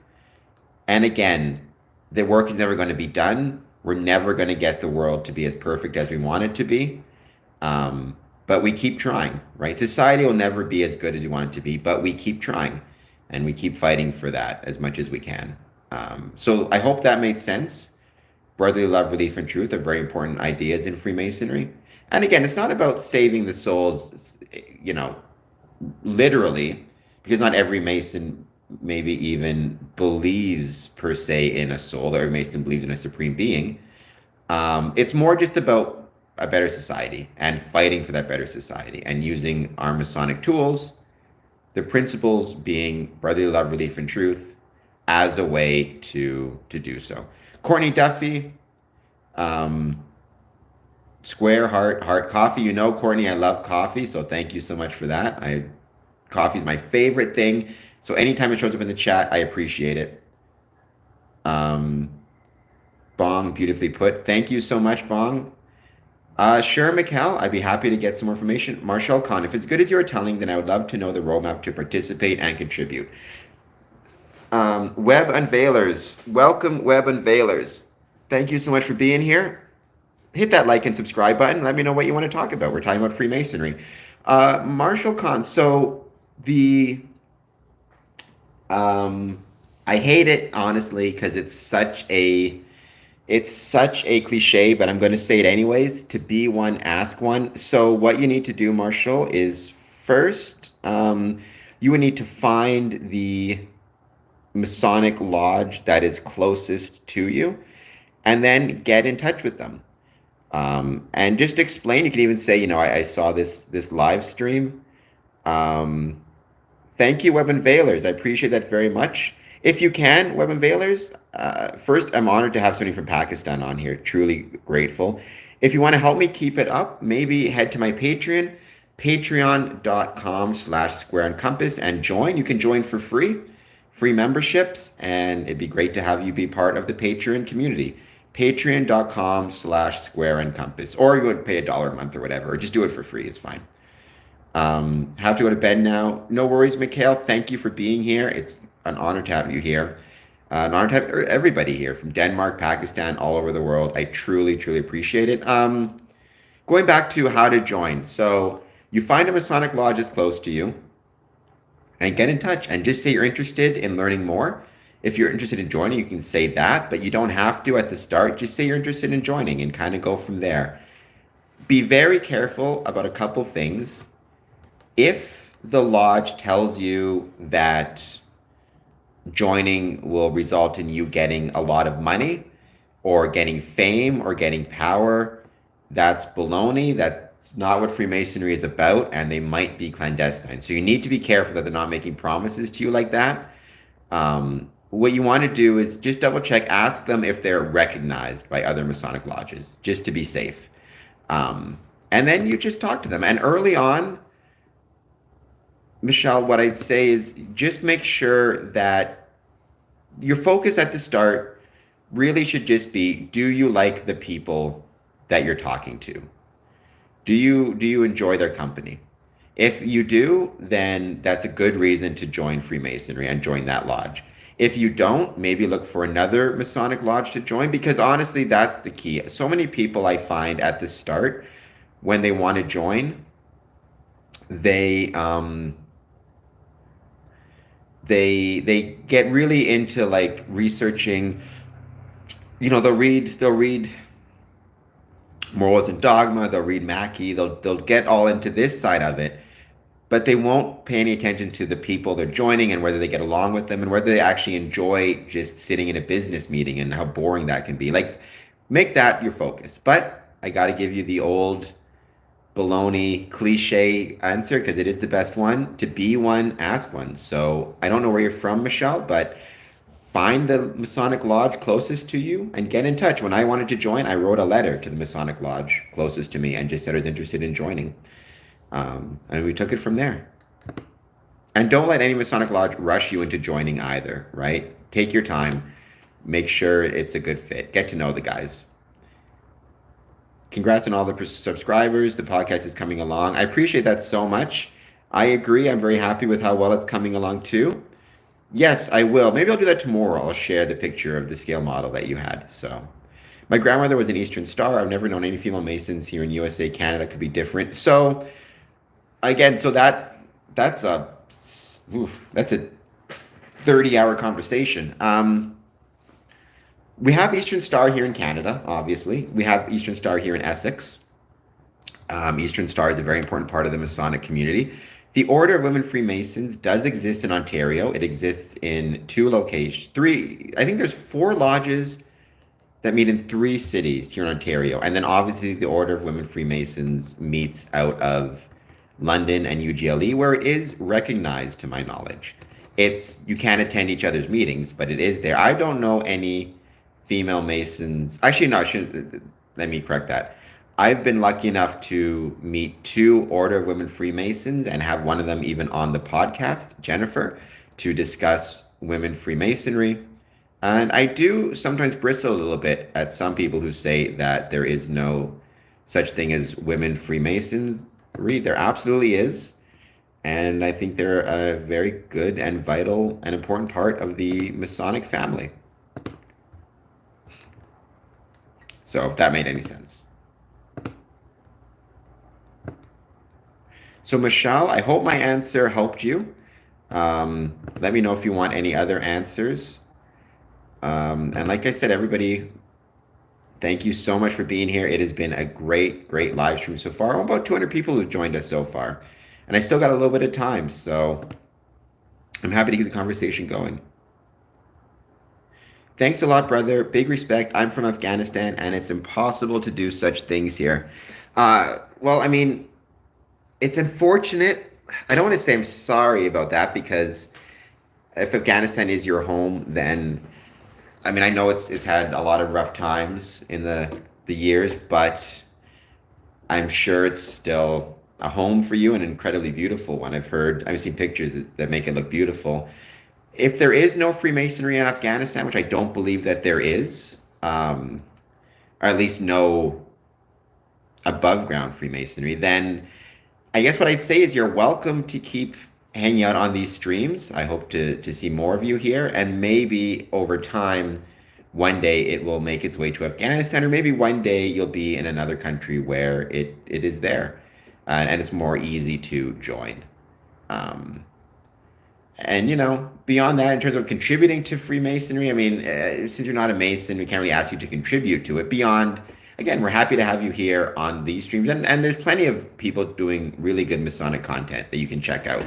Masonic Roundtable is terrific. There's a lot of them, so that's what I would check out.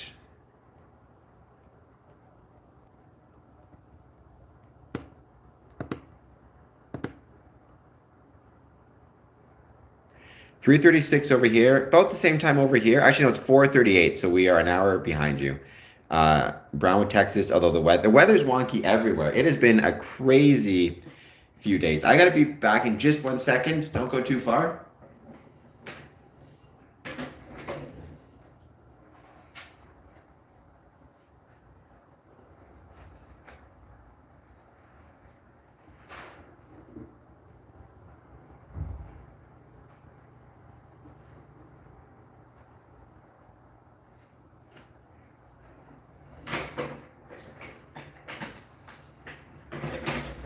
Just had to take care of something there quickly. Sorry about that. I'm back.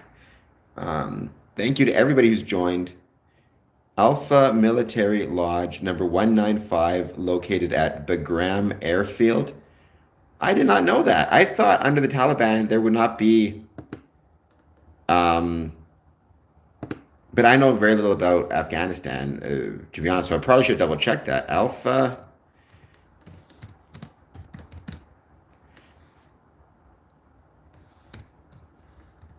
Military Lodge 195.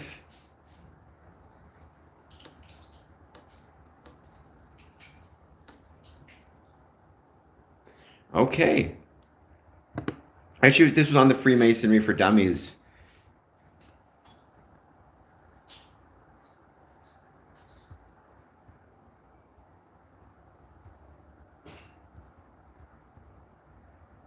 Are they still around now?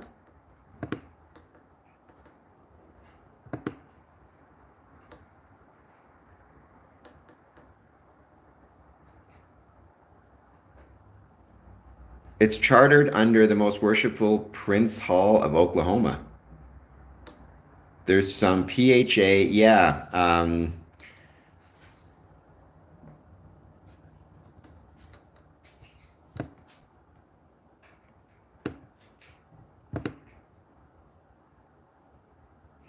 But I can't reach the site for it. It says the site can't be reached. So I would just be very hesitant because I don't know how Freemasonry is looked at in Afghanistan by the ruling parties. Obviously, you want to be careful.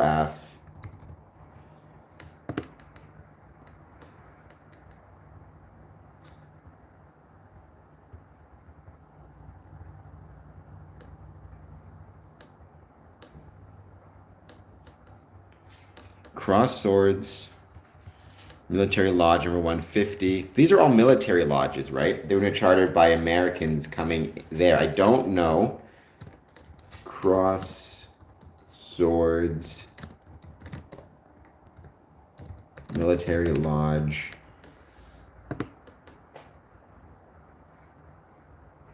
So there was a Masonic meeting at Kandahar Airfield in Afghanistan.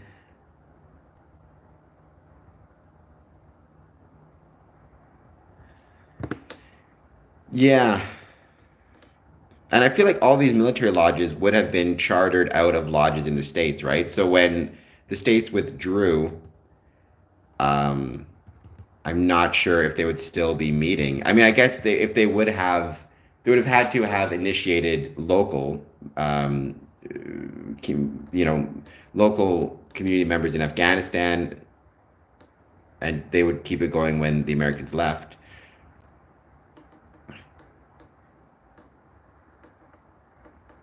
No, I don't believe the locals. Yeah, and so the problem is there are no more military bases in Afghanistan, right? I could be mistaken. I could be wrong. Um, but also, even if there were still military bases in Afghanistan, would a civilian who's not on base be able to join? Because to attend a meeting, you have to go on the base, and I imagine they're pretty stingy with who gets on and off a military base.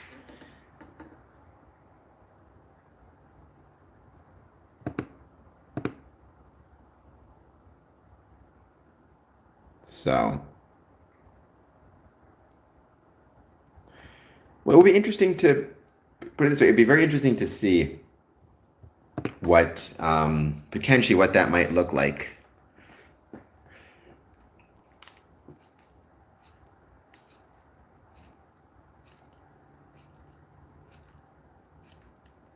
But I mean, it's interesting to think about some of the places that Freemasonry may be making a comeback.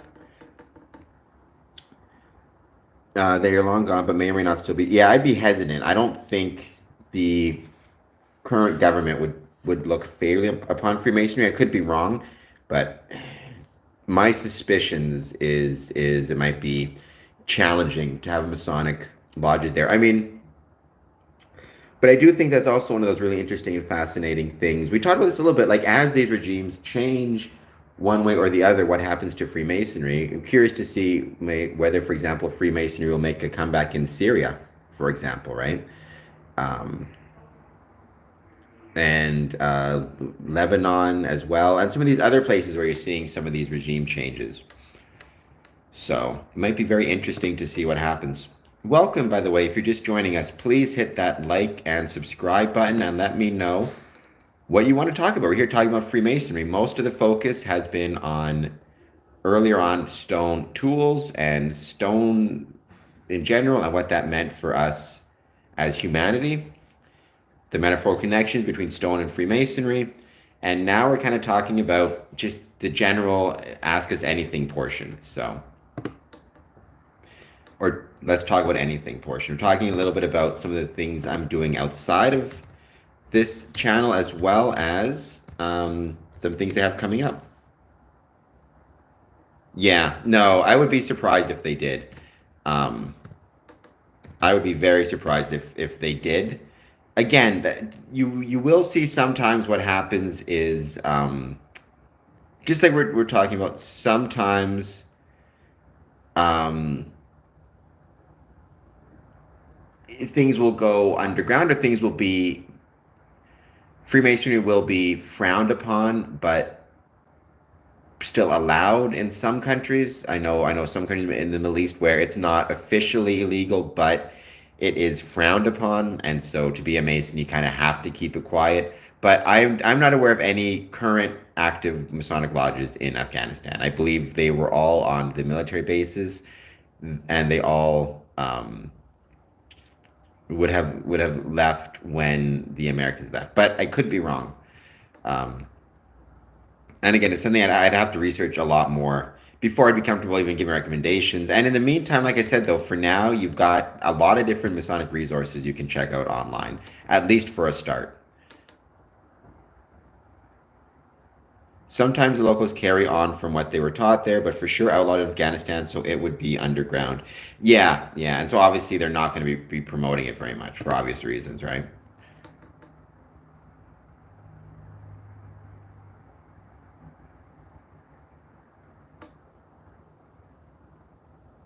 And by the way, if everybody could once again hit that like and subscribe button if you're just joining us. We've had a few more people jump in and out of the stream, and it's been great.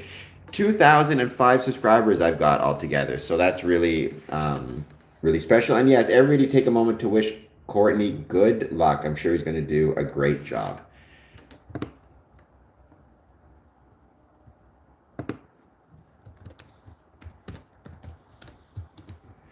I don't know if anybody else in the stream has anything Masonic coming up.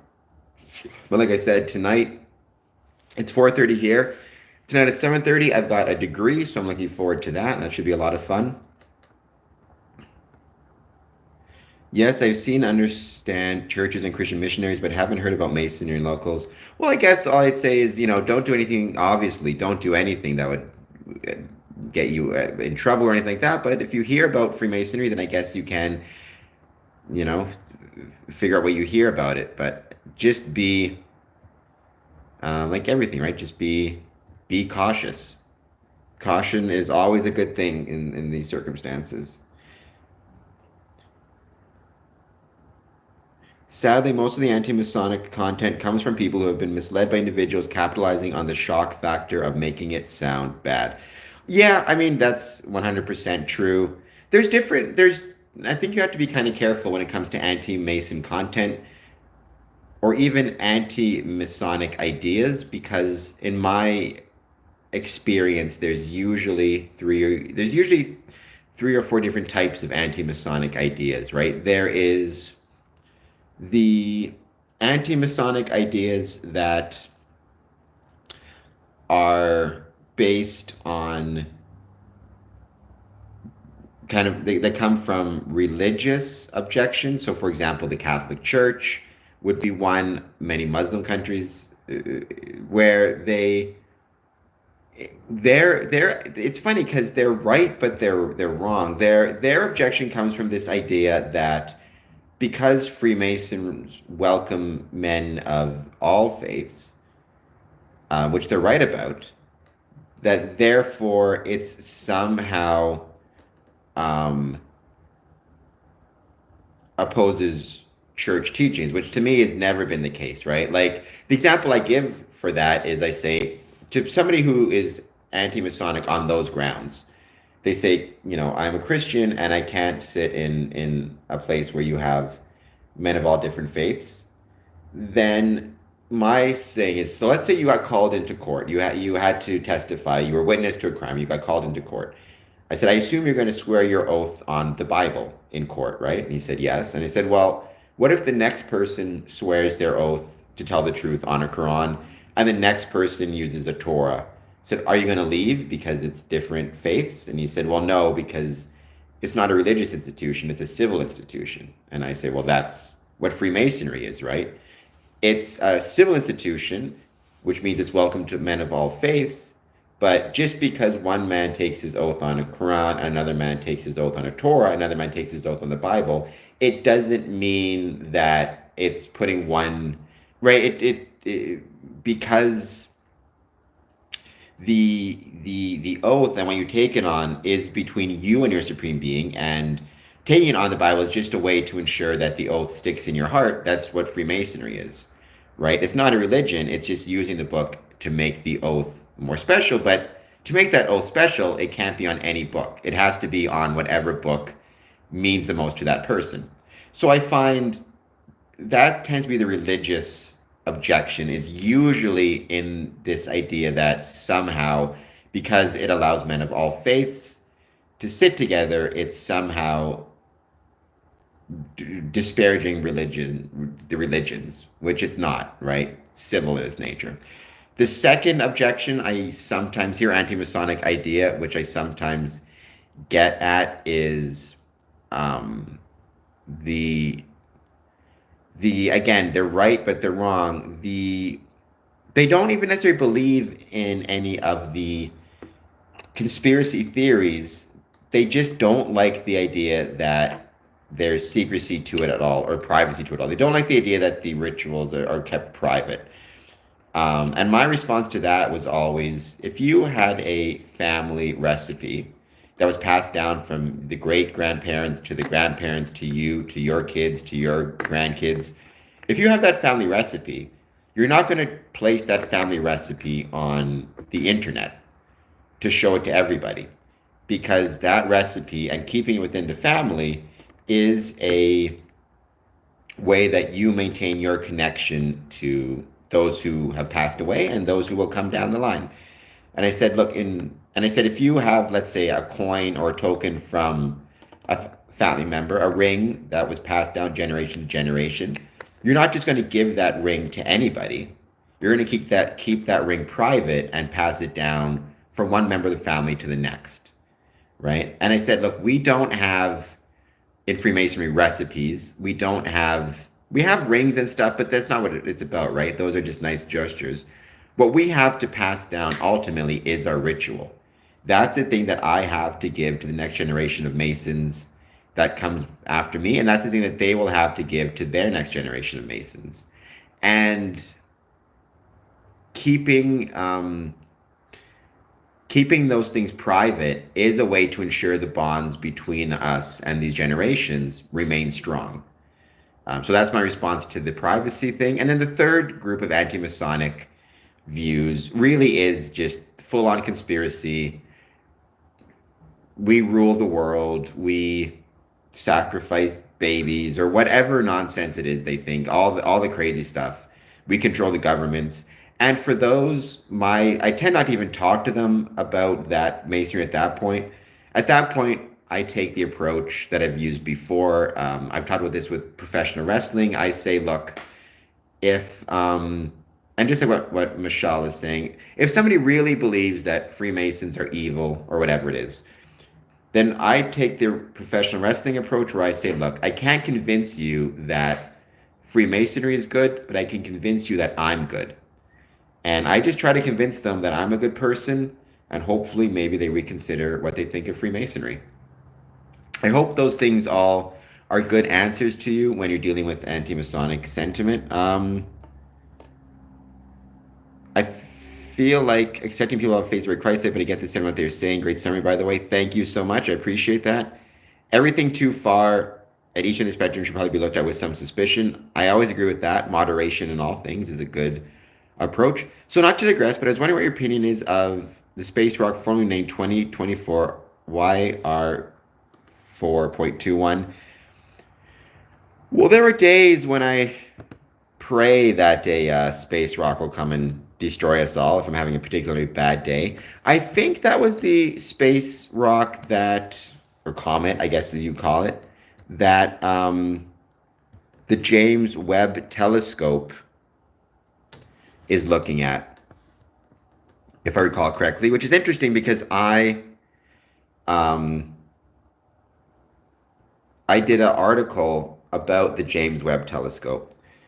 The odds of asteroid 2024 YR4 hitting Earth have changed yet again. Asteroid Y2024 YR4 is certainly keeping NASA on its toes, as the threat of its potential to collide with Earth in 2032 continues to yo-yo. Just 3 days ago, the space agency announced the now notorious piece of space rock has a roughly 3% chance of colliding with our planet. But by Thursday, the probability had dropped. According to NASA's Center for Near-Earth Object Studies, the risk of the massive space rock dubbed a city killer has now fallen to 1.5%. All right, well, I guess that's okay. The near-Earth asteroid first made headlines last month when NASA and the European Space Agency announced its existence and said it carried a 1% chance of coming into contact with the planet. The highest estimate by JPL, who I've interviewed on the podcast as well, suggested a 3.1% chance of the asteroid hitting Earth on December 22nd, 2032. Jeez Louise. Well, all right. If it does, then I hope it hits the water, I suppose, not a city, especially if it's dubbed city killer. That would suck. So, yeah, I don't know. I mean, I find space fascinating. I don't know a ton about it as much as I'd like, but I'm trying to learn more, especially because a lot of satellites are now using geometric principles and geometry to explore the universe. And so I talked about that. There's a space mission right now called the Euclid Space Mission. And Euclid, obviously, the father of geometry, very important name for Freemasons.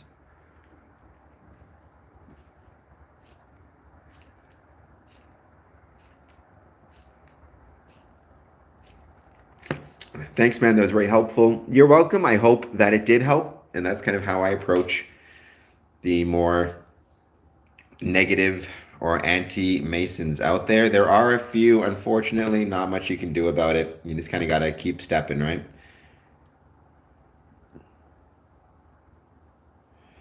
To my knowledge, the Catholic Church doesn't ban Masonic membership. The Catholic Church says, though, that if you are Mason, you're not able to take communion. Um, I will say that I've known many Catholic Masons, though, so how much that is actually enforced, I don't know. Um, I highly question the extent to which these things are actually enforced. So some places here and where I am, they're strict about it. Okay, so it might just depend where you are. Like I said, I've known some Catholic Masons. And I'm sorry about that the member had to leave. That sucks. Have to go get some sleep. Have a good one. See you next time. Peter, thank you so much for being here as always. I hope you enjoyed it. Like I was saying, if you can, join our Patreon, join all that stuff. To everybody watching this, and thank you so much for being here. I'll probably be jumping out too soon as well because I still have to get ready for tonight. And I'll see you next time.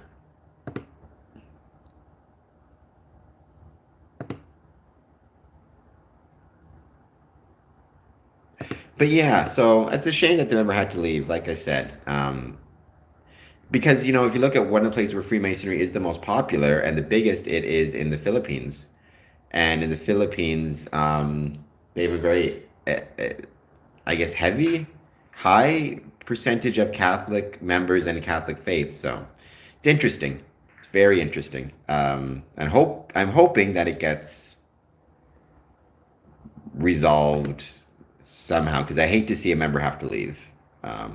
But again, if every member has to kind of decide for themselves, and if for him his faith is the most important thing, and being a member of the church is the most important thing, then that's the choice he makes. It's no different than a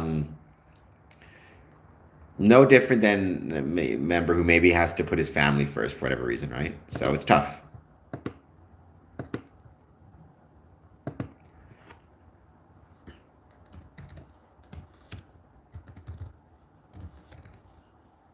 But thank you everybody who has taken part so far in this stream. I think it looks like we are winding down. I'm going to close this one off. Tomorrow, though, I will be back at 1 p.m. for an Ask Us Anything. And then on Saturday night, midnight, I got my personal YouTube. And Sunday at 6 p.m., my next interview. Also, please don't forget, I'm just going to put this on one more time.